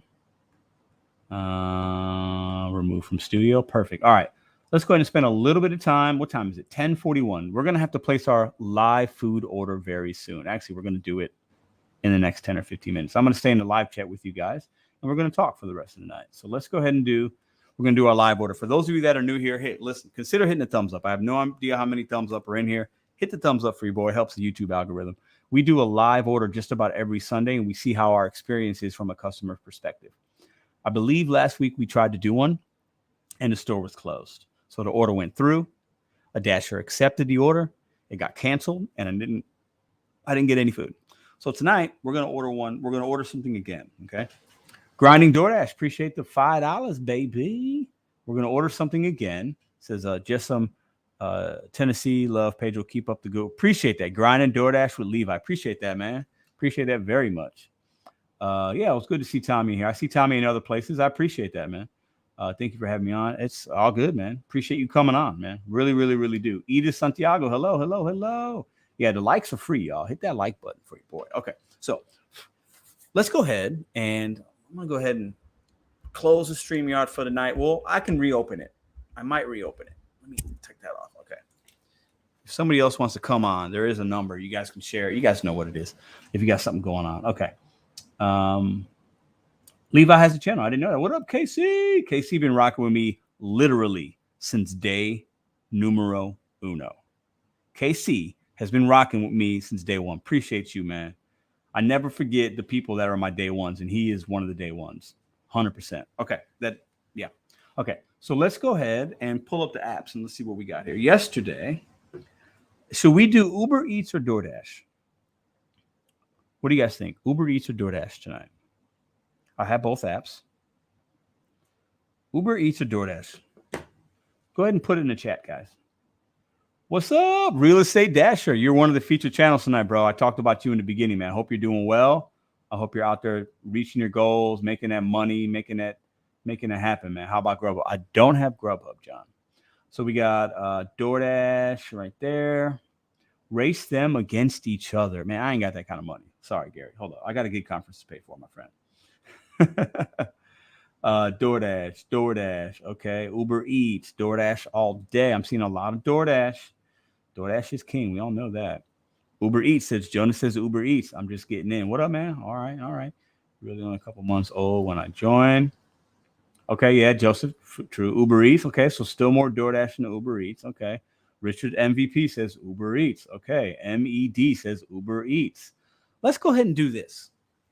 I'll tell you what. We're talking about being frugal. We're talking about saving. Why don't we order from both Uber Eats and DoorDash, the same thing, and see which one is more cost effective? Why don't we do that? Because if we're going to order the same thing, why not save a couple dollars maybe here or there? Let's do a comparison. I think that would be a good idea, right? So let's go ahead and open up our Uber Eats app. So we got Uber Eats right here, okay? Now the next question is, what do we order, right? What do we order? We have to find a place that's going to be open. It's 10:44.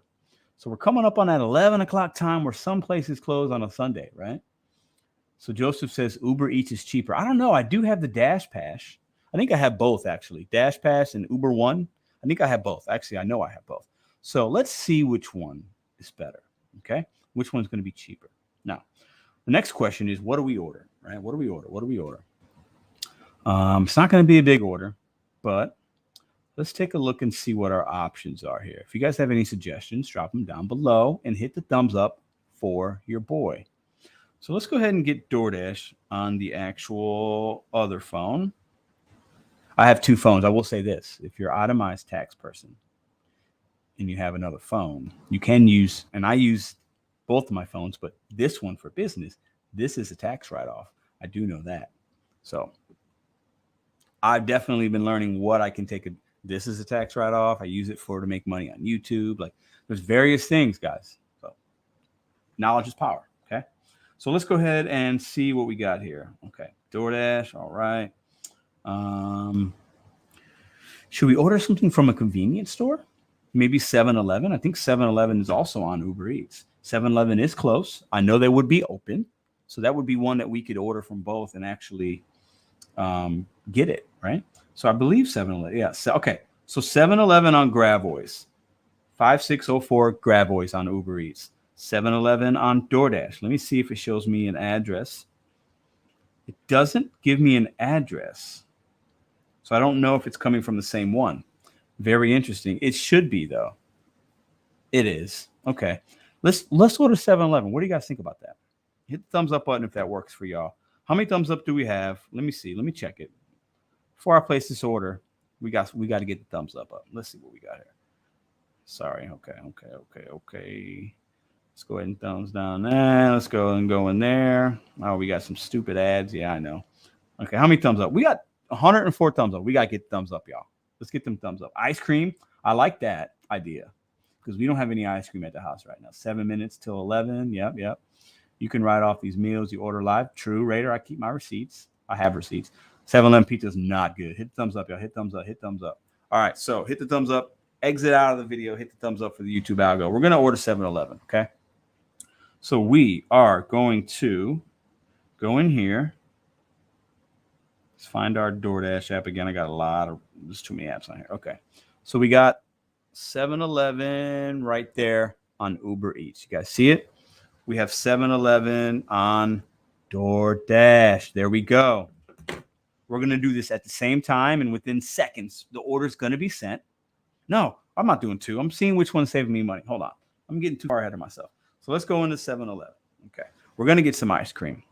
This 7-Eleven is very close, so it shouldn't take that long. Okay. But we do know that they stack orders, especially this time of the night. So it could be bundled in with something else, right? Order a sandwich, order a Slurpee, order a veggie burger. Oh, that's funny. Okay. All right. I take no tip orders on the weekend when they are 17 plus. Oof. Where are you getting a 17 plus? What do you do like that? What do you do? Point pickup and stuff. So I guess that's different. So, okay. I want to race to the finish. Please get both. I'm not going to do both. Maybe next week. I do like that idea though. Okay. I do like that idea. Okay. Pay for a second order. Let's race them. Gary says, Pedro, I'll pay for the second order. Let's race them. Should we just do it? You know what? Listen, y'all. We'll do both. Gary, you ain't got to pay for nothing, bro. Okay? Let's just do both. I'm a man of the people. I'll give the people what they want. All I ask, hit the thumbs up button. Okay? Hit the thumbs up. Can we get to 150 thumbs up? Let's do that. I'll order from both. We're going to get ice cream. We know that. And we're going to get something that my girlfriend likes as well. I'm not going to order something just for me. So let's go ahead and start the ice cream out here. Let's see. Okay. I'm going to do these at the same time. So we're going to go into here. Ice cream. Last time I ordered ice cream, they didn't have it. Okay. So I got to order more than one item because maybe, you know. So let's see. What kind of ice cream should we get here? Let's go to ice cream. We'll do these at the same time. Dairy, frozen. I guess it's going to be under dairy and eggs. No, it wouldn't be under dairy and eggs. Where's the ice cream at? Where's the ice cream at for... I found the ice cream on Uber Eats. I can't find the ice cream on DoorDash. What's going on here? Snacks. Okay, so already DoorDash is failing us at the moment. Household, bakery, dairy and eggs. I guess we'll go to frozen. It'll be there, right? That's where it would have to be. Okay, here we go. Okay, so what kind of ice cream does Pedro like? I like a lot of different kinds. I think we're going to have to get Ben & Jerry's. $7 for 29 cents. Oh, Lord. Okay. Haagen-Dazs. Okay, I think they have 7-Eleven branded ice cream, which we'll go the theme of frugal and thrifty. We'll get the 7-Eleven if we can find it. Oh, they don't. Oh, okay, they do have that. The only option they have is $2 less mint cream. Nah, let's just get the Ben & Jerry's. They got Haagen-Dazs. Okay, let's get.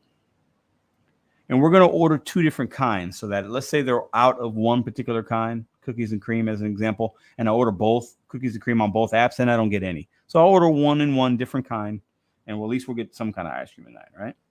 So let's do. They don't have all the options though. Very limited amount of ice cream. I know they have more than that there. Cherry Garcia, fish food, topped PB over the top, chocolate fudge brownie. They got a lot more ice cream options on the Uber Eats app than they do the DoorDash app. I will say that. We're going to order chocolate fudge brownie on Uber Eats. Add to cart. And we're going to order I'm getting the comments with you guys. Let's see.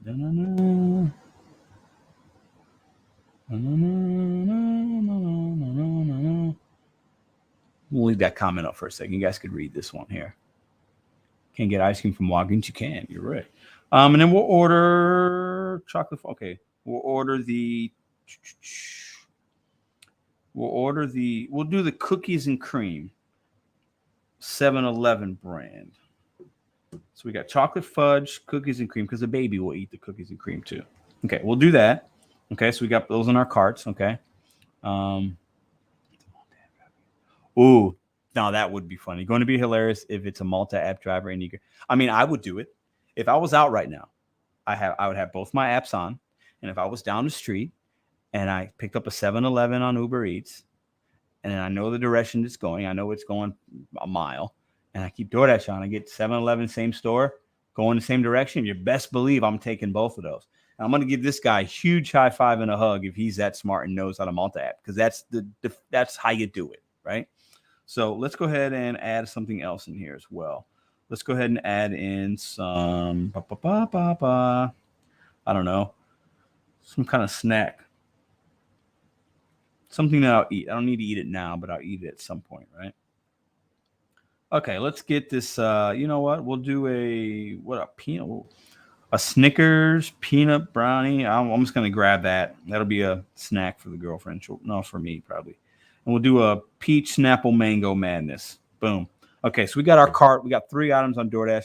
Let's go ahead and order something else on Uber Eats here. Okay, so that they're not super small. Let's go ahead and get, let's see, deals and favorites. Let's look at what kind of deals they have here. Okay, we're not getting a pizza because 7-Eleven pizza is trash. We've already tried that twice on this channel. Not happening. What's this? My Mochi Sweet Mango 2-pack. That's like an ice cream deal. Oh, what's going on? Okay. This. Okay. Whoa. Okay. Let's household. What do they got for household? I don't need any of that. I don't need bath tissue. I don't need trash bags. Look at it. Doggy treats. Don't need none of that. Yeah. I don't need paper plates. Don't need batteries. Well, I kind of need batteries. Everyone always need batteries. Well, let's just we'll go here. Let's go to grocery. Hold up. All right. I know this is thrilling content for you guys, but let's just get this. Add another order here. Oh, should we get Ready Whip? Should we get some Ready Whip for $4 for our ice cream? Yeah, let's do that. Why not? We'll use that here in this household. Okay, view cart. Okay, so right now, go to checkout. Okay. Nope, I don't want to order any of that. Let's go to view cart there on DoorDash. Okay, delivery time, 30 to 40 minutes on Uber Eats. It asked me if I want to do priority delivery. I'm not going to do that because we're going to keep everything the same here. Okay, so for $1.99, I can do priority and then it won't stack it. It is what it is. We're going to do standard delivery, 30 to 40 minutes. No promotion applied. $18.62 away from saving $10. So if I spend $18.62, I'm really only spending $8. I'm not going to do that. And does say add $3.62 to save with Uber One. You guys see that? So right now, if I don't do anything, this is going to cost me $17. If I buy something else, my delivery fee will go away. Oh man, I don't know. Let me see. So it's $17 right now. I haven't even tipped yet. I'm gonna wind up spending $40, guys. $50 for like 4 items. Oh Lord, we're doing it for the culture. It's okay. All right. So we're gonna leave at the door. Okay, we're gonna update our delivery instructions there. Right now I'm at $20.80 on DoorDash with a $3 tip. So the cost is about the same. Standard. My time on DoorDash is 11 minutes to 26 minutes. A little bit quicker, it looks like, right? But there's more DoorDash drivers out than Uber probably in my market. So I'm going to leave. I got to leave a better tip though. Okay, hold up. Let me see here. What do you guys got going? What are you guys saying? For the cheese, I've seen priority no tip. I've seen priority no tip orders on Instacart. It's like you spend the money for a priority where it won't stack, but you couldn't spend the tip. Yeah, because some people are miserable, but so do we know that. Some people don't like the tip. It is what it is. Glenn says, Pedro, Uber driver is going to grab the DoorDash order by mistake, and the DoorDash driver is going to grab the Uber. Oh, I know, right? Because it is what it is. I think the restaurants are going to get a fun little or 7-Eleven's gonna be like, why is there 2 on here? But it's all good. What up, Hector? What up? All right, did we reach 150 thumbs up? Let me check before we place this order, because I got to be a man of my word. We got to have 150 thumbs up in the room, y'all. Don't be afraid. What do we got? We only got 137. We got 137 thumbs up and 214 people watching. Hit that thumbs up for your boy. Pedro, have you tried Ruby Tuesdays? Awesome burger. I have not. I haven't been to a Ruby Tuesday, Earl, I couldn't tell you last time. Turn on a porch light. Facts. My porch light's actually not on. I do have pathway lights and a spotlight, but I will turn my porch light on. But I would say I'm pretty well lit, but I definitely turn the porch light. Appreciate that reminder, Christopher Taylor, always coming in with the boom, boom. All right, we got the 151. Sounds good. I trust y'all. All right, so now we got to leave a tip, and then we got to place an order. Okay, so let's do this. I'll text the girlfriend. She'll actually leave the line on. Yes, turn on your damn porch light. Hold up. Yes, turn your damn porch light on. Facts. Okay, let me hit next on here. Okay, these are the options. Tip your late night. This is what I like about Uber Eats versus DoorDash. Tip your late night delivery person. And it automatically defects to not percentage, but dollar amount, right? So it says they make delivery possible no matter what time it is. $3, $4. So the standard was $4 on Uber and $3 on DoorDash, $4 on Uber. I like Uber already. Oh, Gary, what up, man? You didn't have to do that. I told you, man. What did he say? Let's put it up here. Thanks for the 40, man. Ask them if they use Maximo or the driver utility helper app. If so, get their name and for me, and I will hook them up with a free month. I'll ask them. I'll start asking some people for you, bro. I appreciate that. So this part of the video is sponsored by Maximo and the driver utility helper. The designer behind those apps is Middleton Technologies. Gary from Middleton Technologies. This part of the video is sponsored by Middleton Technologies. There we go. All right. That's awesome. Love it. Love it. Love it. Love it. We're having a good vibe night tonight, guys. So, all right, let's go ahead. Should I tip both of these people $10? This 7-Eleven is literally up the street. What do you guys think? What tips should we apply on here? What do you guys think? What are you guys thinking about? How much should we tip? Rocking the denim. Yeah, I'm rocking the denim today. Why not? Infomercial. Yeah, don't forget to select the hand to me. Well, I have leave it at the door. You know what? Yeah, I'll do hand to me. I'll do hand to me on both of these, and we'll see. And I'll have a small conversation with them and see. I'll ask her. Yeah. So I'm gonna do hand to me on both. Oh, why did it say hand? Okay. What? Oh, hand to me update. See how customers there are watching. See how easy it is to update. I just did that. It's very easy. Okay. And we'll do the same thing on Uber Eats. We're going to do hand to me on both of these. Okay. Standard. Hold on. Delivery. Leave at the door. No, we're going to change it. See how easy this is, customers? It's very easy. Meet at the door. Perfect. Save and continue. The addresses are correct on both.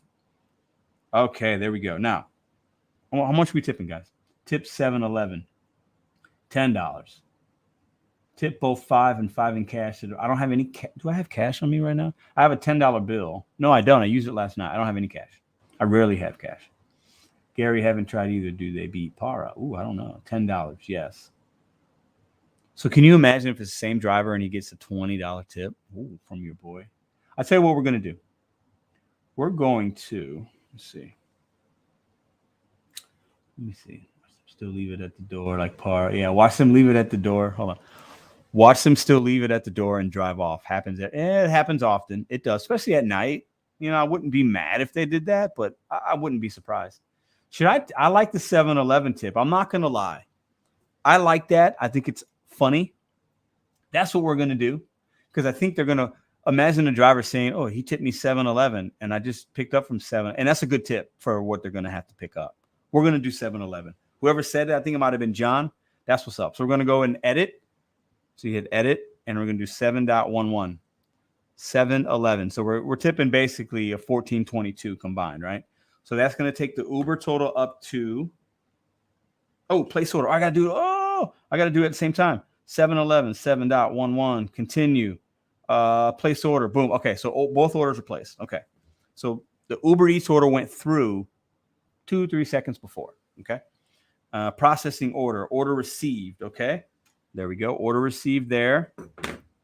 Okay. Order received there. So those were same time, I'd say, right?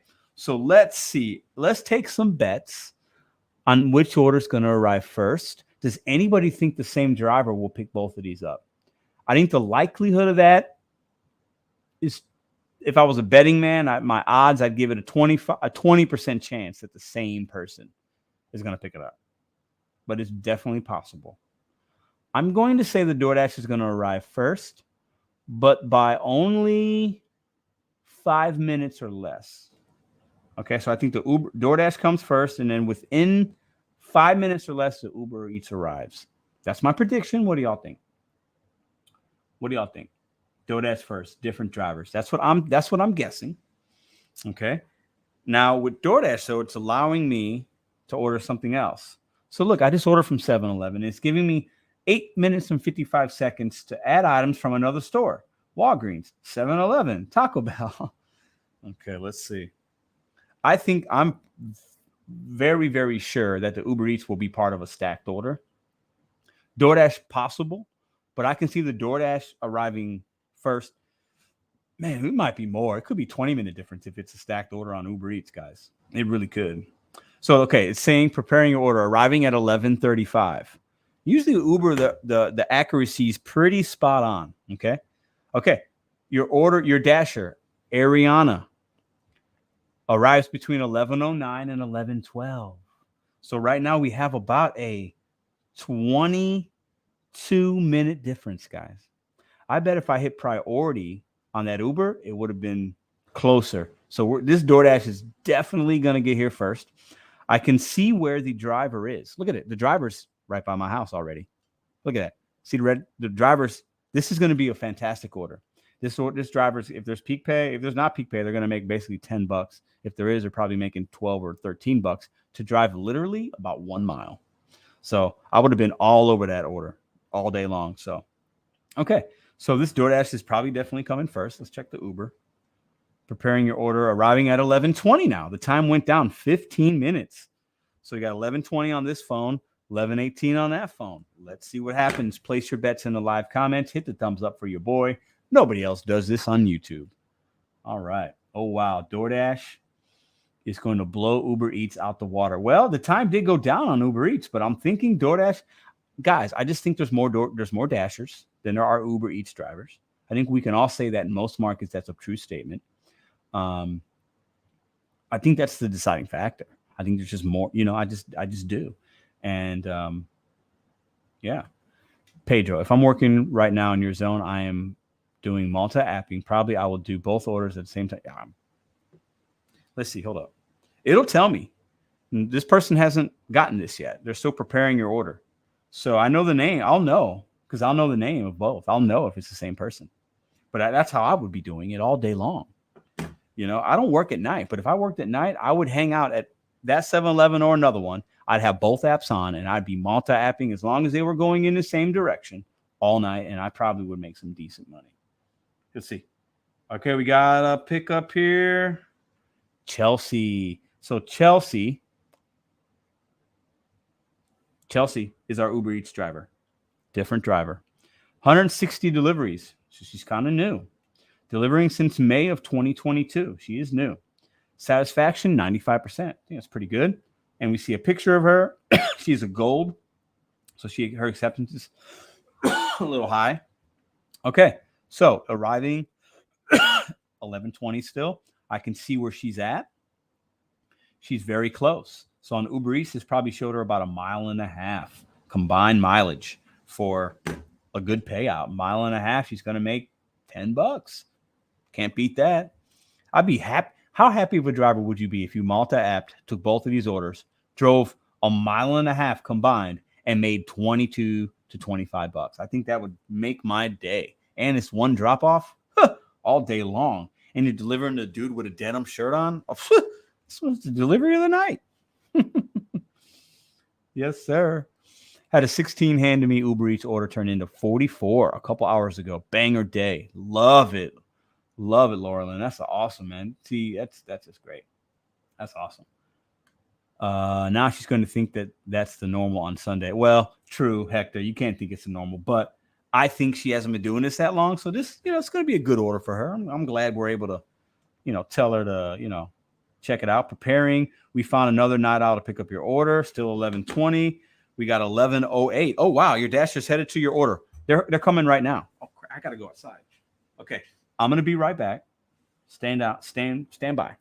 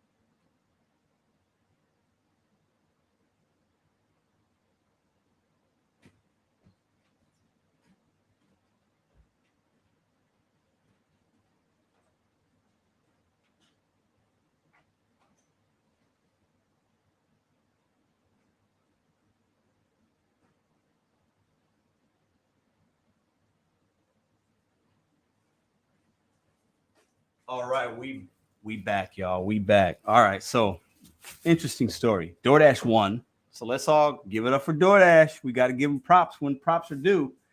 The guy pulled up, and I said, "Hey, I got an interesting story. I ordered from Uber Eats too, and wanted to see which one would come here first." He goes, "Well, there's not a lot of Uber Eats drivers." I could tell he was a guy that's been doing this for a while, probably. And hold on, let's see. So let's rate our Dasher. Let's give him 5 stars. Submit review. Okay. So I would have thought it would have been a girl. He was a young dude. Ariana. It doesn't matter. He goes, there's not a lot of Uber Eats drivers. So he knows what's up. So we got that order first. Let's check our phone. And shout out to Shepard. If you're still watching, I got your message. Appreciate you, young man. Can't wait to see you I don't know if you guys are going to be in for 4th of July, but shout out Shepard. All right. Arriving at 11:13 now. Okay. What time is it? It's 11:10. So what did I say? About a 5-minute difference? I was right. That's what happened. Different Dasher or different drivers. About a 5-minute difference. So I was right on the money. So let's see what we got in here. Terra, I don't know what that means. What's that? Boring. I'm gonna leave that comment up. I'm gonna leave it up. All right, so we got mint cookies and cream ice cream. We got a Snickers bar. And we got a little mango madness Snapple, which I will drink tomorrow. Okay. All right. Oh, the 7-Eleven stick. Okay, we're good there. All right. And then let's check the phone. I got to make sure I meet him outside. Arriving at 11:12. It's 11:11. So I got to go get up. I got to go get this other order. We got 2 things of ice cream. Okay. Rigged. You had a delay on submit. No. I'll be right back.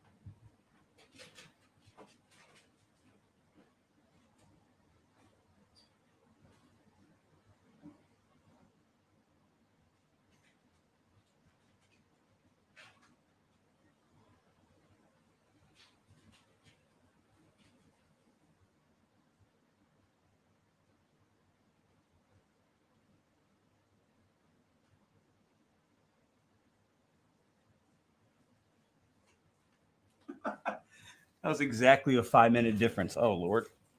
All right. So now that you guys get to see that little thing hanging there. All right, let's see. We got everything we ordered. That never happens. Both drivers were quick, courteous, friendly. Got our ready whip. We got everything we ordered. Chocolate fudge.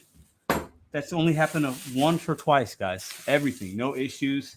Same 7-Eleven, different drivers. About a 5-minute difference. Order submitted, same time. Ready whip, 2 ice creams, a drink, and a Snickers brownie bar, whatever. Okay. Uber driver is so slow. She could be deactivated for that. All right, let's see what we got here. Yeah, it was nice. I think that was. I mean, yeah. What did we pay in total? Hold on, let me look. I think we paid. I don't even know. I think it was $40-something. I don't know. Okay, let's go to the Uber Eats thing. It says it's dropped off, right? Hold up. Yep. How was Chelsea? I'm going to give her a thumbs up. Submit. Thanks for tipping, Pedro. Look at that. I like the Uber Eats app. Just from a customer perspective, I think looks better. It's cleaner looking. I just like the functionality of it for some things. I do like that. I like how you can add a tip. I do like that as well. So I got to give Uber Eats their props for that. But DoorDash is quicker. I think most of the time, 9 times out of 10, if you order from a restaurant in most markets, your DoorDash order is probably going to arrive quicker. I do believe that. I don't know what you guys think, but I do believe that. Yeah. I mean, these bags were not sealed. Most of the time, they're sealed, actually, because I pick up from that 7-Eleven. They weren't sealed, but they both had my name on it. So you can see. Well, you can't see. It doesn't matter. There's a little sticker with my name. So I'm sure the 7-Eleven people, they were on their game as well. And they were fast and efficient. And, I mean, not bad. That DoorDash order was super quick. That was super quick. That was super quick. But you guys got to understand, my market, I mean, drivers are going to be around these areas because it's a popular area to be because you're close to a lot of stuff. So when these orders came in, I mean, I'm pretty certain both of them were picked up immediately, right? Because there was a tip on there as well. Oh, damn. It is what it is.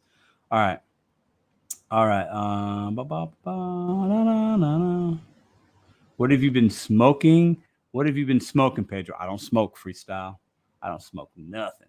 But it does look like if I'm these drivers, I'm probably thinking I'm delivering to somebody that's been smoking some stuff. We want some ice cream and some snacks and some Ready Whip. I think it's kind of fun. So you tip, I trip. Pedro, you are artistic. Everything you do in life is art. I try to be fun. I try to, you guys help a lot with that. Private chat? What's the private chat? Oh, I got it. Not sure if I can. I think that was earlier. Okay. I didn't know you could do private chats on here. That's pretty cool. I had no idea. Maybe DoorDash. You know what? I can check my app. Let's see if DoorDash had a peak pay. We tipped 7-11 on each app, which was cool. No, very busy, no peak pay. So he made basically $10. They both made $10, basically 9 and whatever, some change. Or the Uber Eats order was probably $3 base pay, so she made 10, 11. The other one was a little bit less than that, but my 7-11 runs out of those stickers and bags a lot. Yeah, 7-Elevens are busy, man. Where I've been at. Yeah, you know what, Freestyle? I think some of that might have to do because we're coming.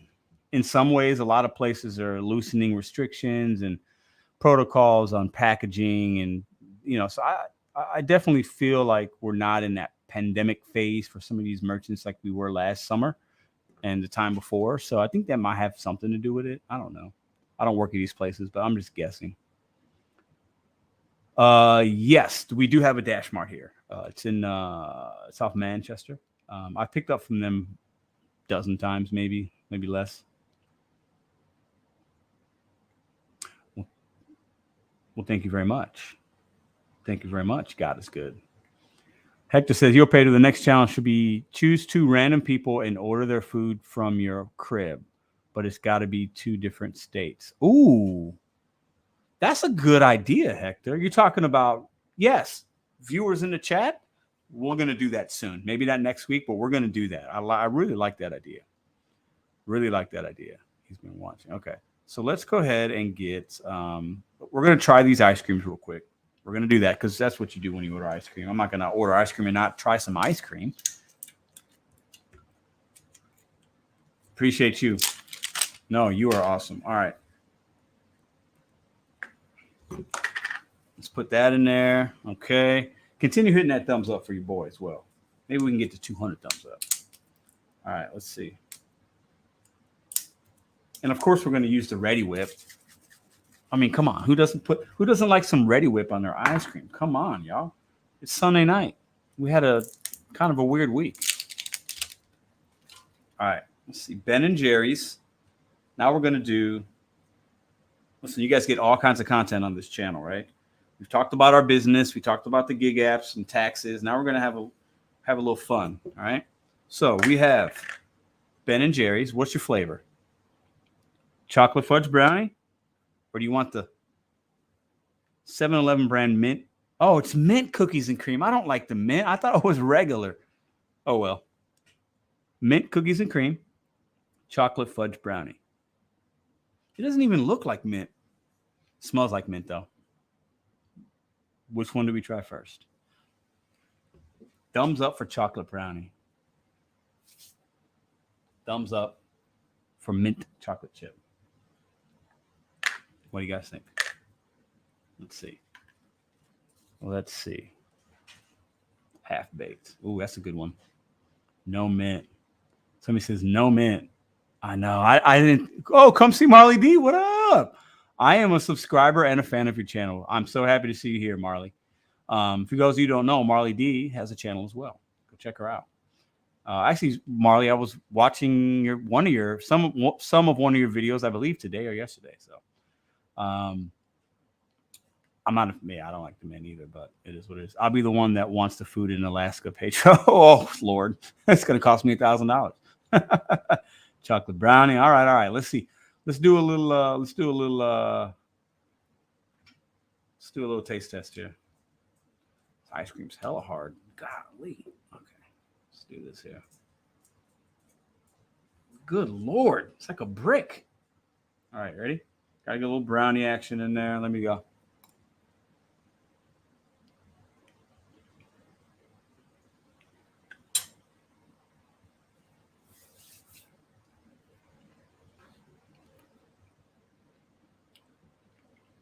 I'll say this.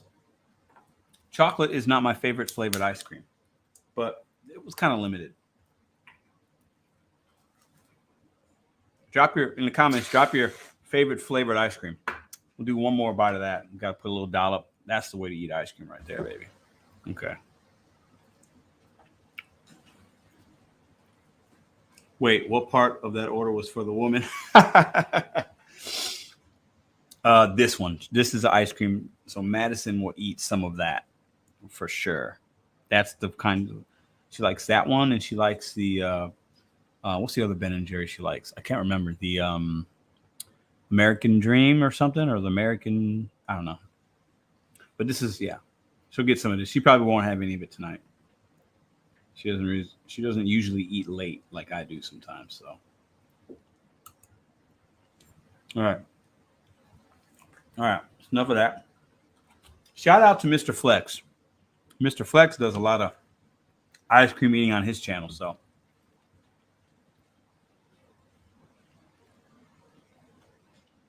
Oh, no, John, hold up. We can't place a surprise order, bro. He's got my address, though, because I know John, and he mailed me several copies of his awesome book. So, all right, let's try this mint. This is not, let me show you guys.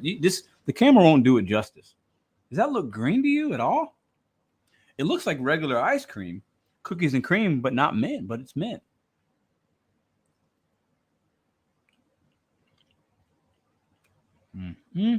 Hold on. It smells like mint. It does not taste like mint. This is weird. It doesn't look like mint. Smells minty, but this ice cream is better than the chocolate one, in my opinion. It's a very hint of mint, so it's not bad.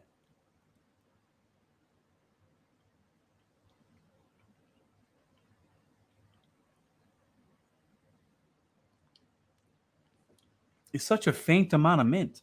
Very strange. Mint, yeah. This is good. This is good, guys. This ice cream is legit.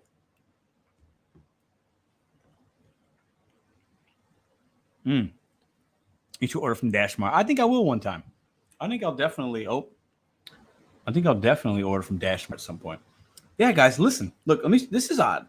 You guys see it says mint. You can smell mint, but not a lot. I don't taste the mint. I mean, it's so minuscule. Like it's like,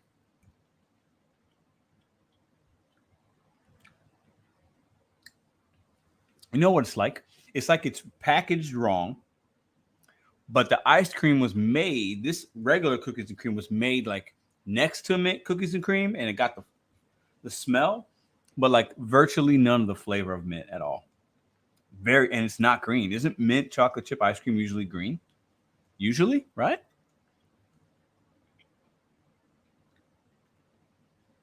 And the more I'm eating it, the less mint I'm tasting. This is strange. I almost feel like it's mislabeled. This makes no sense to me at all.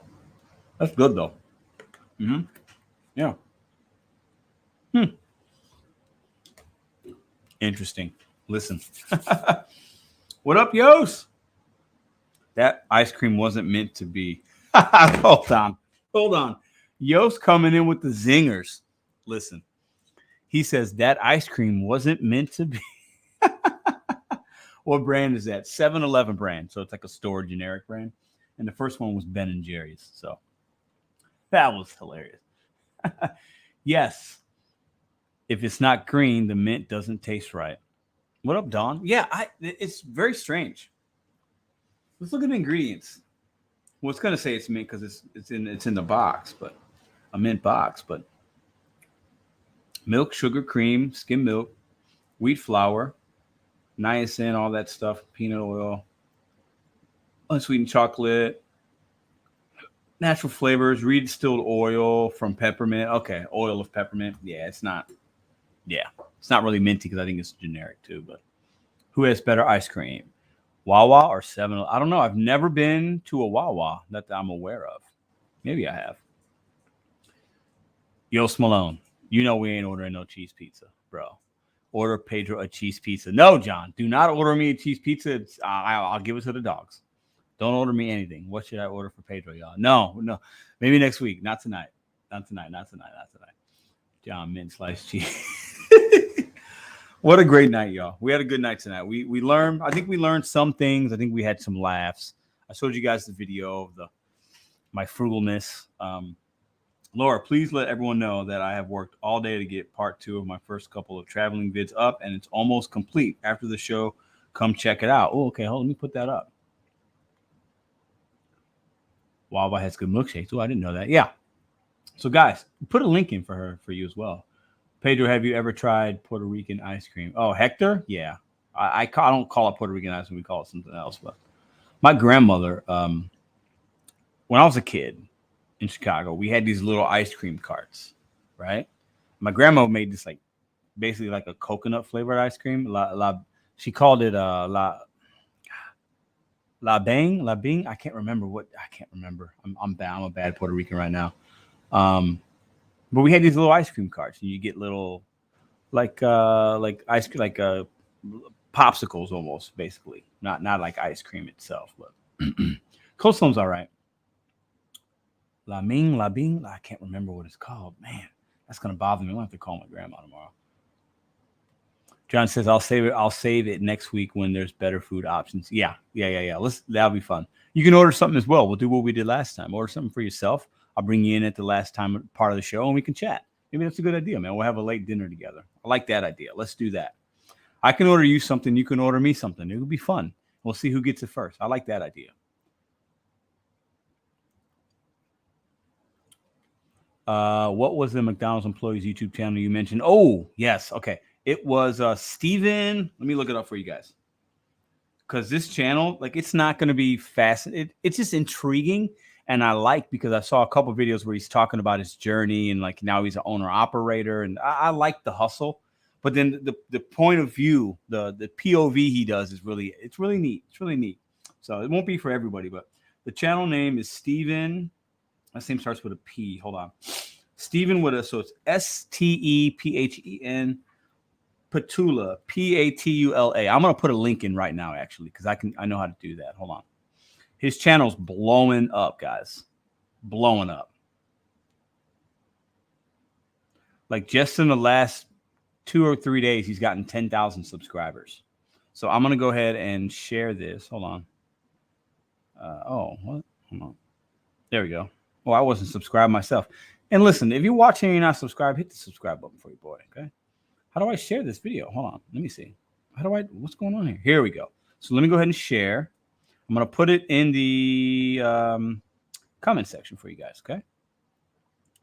So this is the channel I'm talking about right here. You're going to see it right now. There's a link from the Pedro and Hannibal. Boom. That's the channel I'm talking about. His videos are addicting. Yes, John, they are. I just saw it a couple days ago. And Laura's got her link in. Awesome. Appreciate that. Okay. Yeah. Thanks for having me on. You're welcome, Glenn. Thanks for coming on. My phone died. Sorry, I'm back. What up? Santiago's phone died. Okay. So let's see. Yes. Good night, y'all. Good night, Mad Dash. Can't wait to see you soon, man. Peace out, guys. Past my time. I'll stay up. If I stay up, I'll become a degenerate. Yeah. Hey, I appreciate everybody coming in. We're getting ready to end it here soon anyway. We're at the 2.5 hour mark. Let me see what we got here. Let me see. You know, I got to ask for my likes, y'all. You know, your boys got to get the likes. Hold up. How many likes we got in this video? We got 169 likes. I think we can get 30 more likes. We can get 31 more likes to get to 200. I think we could do that. I think we provided some kind of content tonight that was entertaining. All right, let me see. Let me put this banner up. I'm going to put this banner up to the end. This is a gig conference, guys. Gig conference July 30th in St. Louis. Check out the website, 2022.gigworkerconference.com. You can also check many of my latest videos over the last couple weeks. Check the description box, and there'll be links to the website there. Check out what we got going on. Free event for you guys, July 30th in St. Louis. Free food, live entertainment, swag bags, giveaways, games, prizes, like all kinds of stuff. So go check that stuff out, okay? Check out the website. There's all the information. We'll have speakers. Nugs is going to be there. Hannibal is hungry. Gary from Middleton Technology. Steve from Rideshare Rodeo. John McKillian. Gig Lebowski. Dashing Grandpa. Nugs and Kayla. Slavic D. Picky Pink Tina. Yost Malone. Those are the ones I can mention off my. Those are the ones I can remember off the top of my head. So come check out the event, guys. We'll also be live, broadcasting it live on YouTube for the whole event as well. But if you want to have the real true experience, you got to be there live. It's going to be the event of the year, hands down. All-star lineup. Yeah, we got some good people. We got some good people coming. I'm very excited. And this is just the inaugural one. I foresee doing this for the foreseeable future. My dream, my goal is to make this bigger and better every year with more entertainment, more things, more value. And I feel very confident that we can do that, right? I really, really, really do. So. Okay, let's get back in the comments here. What we got? Did you get the SM7B? What's that? Did you get the... What does that mean? Did you get the SM? I don't know. That must be for somebody else. Yes, can't wait to meet you all. I'm very strange in person. I think a lot of us are, Yost, and I think that's part of the mystique of bringing people together that might be content creators or subscribers, and we all... we know each other a little bit from the comments and the videos, but in person is different. And that's why that's another reason why we're putting this together. It's a different experience, right? Some of us might be even stepping out of our comfort zone, and it's fun. A lot of us have been maybe locked down in this pandemic, and now we can maybe get out and feel better about doing things. So it's being done for many reasons. La, la, la, la, la. Let's do Vegas or LA next year. Yeah, Vegas would be cool. Vegas could be cool. We'll see. All of us drivers are different. It's not standard work. That's true. Drivers are different. Markets are different. Goals are different. How many hours is driving from Cleveland to you, Pedro? Cleveland. I've been to Cleveland once. How many hours was Cleveland? 8 or 9 from here? I want to say it's about that. I could be wrong. Somebody put it in the comment. I know there's somebody smarter. I've been to Cleveland once, though. I want to say it's... Yeah, about 8 or 9. I would guess 8 hours. Yeah, I've been to Cleveland, Ohio once on a bus. I actually took a bus there. We had to stop at the bus station. We're there for a couple hours, and then we went the rest. We went to New York. I took a bus trip. We had to go through Cleveland, Ohio to get to New York. So, what up, Gig Lebowski? I'm gonna greet you in person like I've known you for years. At pitch. So that means you're gonna hug me or you're gonna slap me? I'm a hugger. We can give a dap and a hug all day and a pound. I'm good with all that, y'all. I plan on interacting with every single person at this conference, meeting everybody, shaking a hand, giving a hug, saying hello to everybody. I'm going to be very interactive. I'm going to be everywhere, seeing everybody, trying to give people my time, showing them that I appreciate them, saying thank you for coming. Hope you're having a good time. Like just talking to everybody, even if it's for minutes or at a time. Like I'm definitely going to do that. So, yeah, definitely try to come. I get it. Everybody has plans and different things, and cost can be an issue for a lot of people. That's also another reason why we're doing this live. It's going to be live so that everybody can enjoy it in whatever fashion that they can afford to enjoy it or want to enjoy it. I understand there's probably a lot of people that might want to come, but don't want to come for other reasons. Maybe it's not even monetary, but you can continue to enjoy it on YouTube. So that'll be good. I've taken a Greyhound from Hampton, Virginia to St. Louis. Yeah. St. Louis has a lot of cool stuff in the city to see and do. Anyone considering traveling. Panic Bar's not lying. St. Louis is an undervalued, underappreciated city. And I hope you guys could, come, a day before or come Saturday and you stay till Sunday and you can check out some stuff on the website. I tell people some places to go, some recommendations, places to see, places to eat, places to visit. And St. Louis doesn't cost a lot of money to have a good time, guys. I know a lot of other bigger cities, you got to spend a lot of money, but you don't have to do that here. Definitely it's coming from Jersey. Can I bring my dog? Absolutely. This event's going to be held in a outside pavilion park. All dogs and pets are welcome. So for sure. Gig Mike, what up? Gig meetup in Vegas would be sick for the next one. Yeah, that would be nice. A lot of people would get in trouble, but hey, we're all adults, right? So I've never been to Vegas, guys. I've never been to Vegas. Not once. Not a place I ever thought about really going, but I know it would probably be a good time. Yeah, I know, Laura. I know. That would be my first trip to Vegas. Yeah, me too. The Hill has some great Italian food. Yes, the Hill has a great Italian food. Cherokee, great Mexican food. Yes, God, all day. We have a lot. We have cool places to go, man. Vegas is cool, but overrated, super expensive. I've heard you can eat decently at Vegas for cheap. Like there's some buffets that are really cheap, depending on part of town, I guess. But I've heard, yeah, it's expensive to spend money to go see a show, to shop. Like, yeah, man. You could, if I was bringing somebody to St. Louis and said, hey, we have a whole day to do stuff, and it was the summertime, and if the Cardinals weren't, if the Cardinals were in town, I'd take you to a baseball game. So you're talking, that's 3 or 4 hours right there. We'll call it 3. We'll go to a baseball game. We'll go to one place for brunch, drinks before the game, baseball game, go to the Hill or a few other venues for dinner. And then we'd hit probably Del Mar Loop, South Grand, or maybe the Grove, or maybe Forest Park for some nighttime event, some kind of concert or some kind of local thing, because St. Louis does a lot of that. And and then hit one of our local breweries up at the end.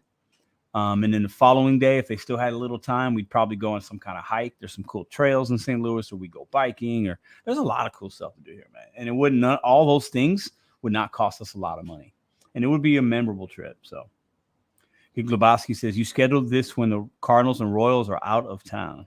Oh, the Cardinals are in town and Royals are out. The Cardinals and Royals are out of town. No, I think the Cardinals have a game that weekend. I think somebody told me that they did. Maybe I'm wrong, Gig Globowski. Vegas is fun. Vegas would be expensive for drivers, though, as cool as it would be. Yeah, it would be. Yeah. Definitely. And the cost to get a hotel here or an Airbnb is going to be way cheaper than Vegas and a lot of other cities. But it's going to be in a different city next year, regardless. Every year, my plan is to have it in a different city, a different type of event as far as venue and things like that, right? So that's the plan. Man, I told you I couldn't make it on your last live, but I'm going to be there. I'm going to stay at the Days Inn. All right, Marcus, and got my rental car all reserved. Bam. Love it, man. I can't wait. It's very, very, very humbling that people are even wanting to do this and come to this, because nothing like this has been done, and it's awesome, man. I can't. This is going to be a great event, guys. It's on me and a few others to put on a good show for you guys and host a good event, but I feel like we're going to have a good time. So I really, really, really do. So I appreciate you guys. I think this is where we're going to exit. We have 180 likes. Please consider hitting a like on the way out. Appreciate everything you guys do for me and mine. Continue to do what you can for you and yours. Topics tonight, we talked about taxes. What do you know about them? Are you ready? Are you informed? My recommendation is there's thousands of great YouTube videos that tell you what you can do as a 1099 to be ready for tax season and to be knowledgeable, and hire a tax professional if you don't know. Don't do dirty taxing. Don't claim everything that somebody tells you without doing some research on your own. Okay? It's highly recommended. We talked about, are you having to stay out later now to make the same money? Are you staying out later to make the same money? Are you spending more time driving to make the same? And if you are you happy about that? Does that suck for you? Are you okay with it right now? Are you just riding the wave, right? And we talked a little bit about perception of cost of things. And I shared a small video, and I'll do it one more time. Why not end the live showing you this little video right here that I think is hilarious. I went to the grocery store today. Okay, $2.69 for chopped parsley or cilantro. Or you could chop it yourself for $1.19, fraction of the price. A block of cheese, $2.24. I bought that very block of cheese today. Slices of the same kind of cheese, same brand, same size, for $4.59, double the price. Save money where and when you can. Don't buy chopped parsley, chop it yourself. And don't buy slices of the same cheese. Get a block and put it in a Ziploc and chop it and cut it. It takes 2-3 minutes. You're saving money. Find out where you can save money when gas is going up, cost of goods are up. Why spend money in places you don't need to spend it? It's my little thought for you guys this evening. You guys are absolutely fantastic. Hit the thumbs up on the way out. Like, share, subscribe, comment in the comments below. I appreciate everybody watching. You guys are absolutely amazing. Appreciate everybody for being part of the show that was part of the show tonight that came in on the StreamYard. And I'll see you guys tomorrow. I'm going to be back tomorrow. Back's feeling decent. Arms still feel a little crazy. But I'm going to be out tomorrow working in gig apps. I'll try to turn Spark on. Maybe it's a Spark video if that process is all the way done. And you guys are great. Listen, I couldn't have this channel without you guys. You guys make me want to make videos every day, give you guys relatable content, give you guys things to think about, challenge you in some way, give you guys some funny, entertaining things. And also every once in a while you get the hoodie Pedro comes out and I rant about something ridiculous and people like that as well. I'll see you guys tomorrow. Have a great rest of the evening. Deuces.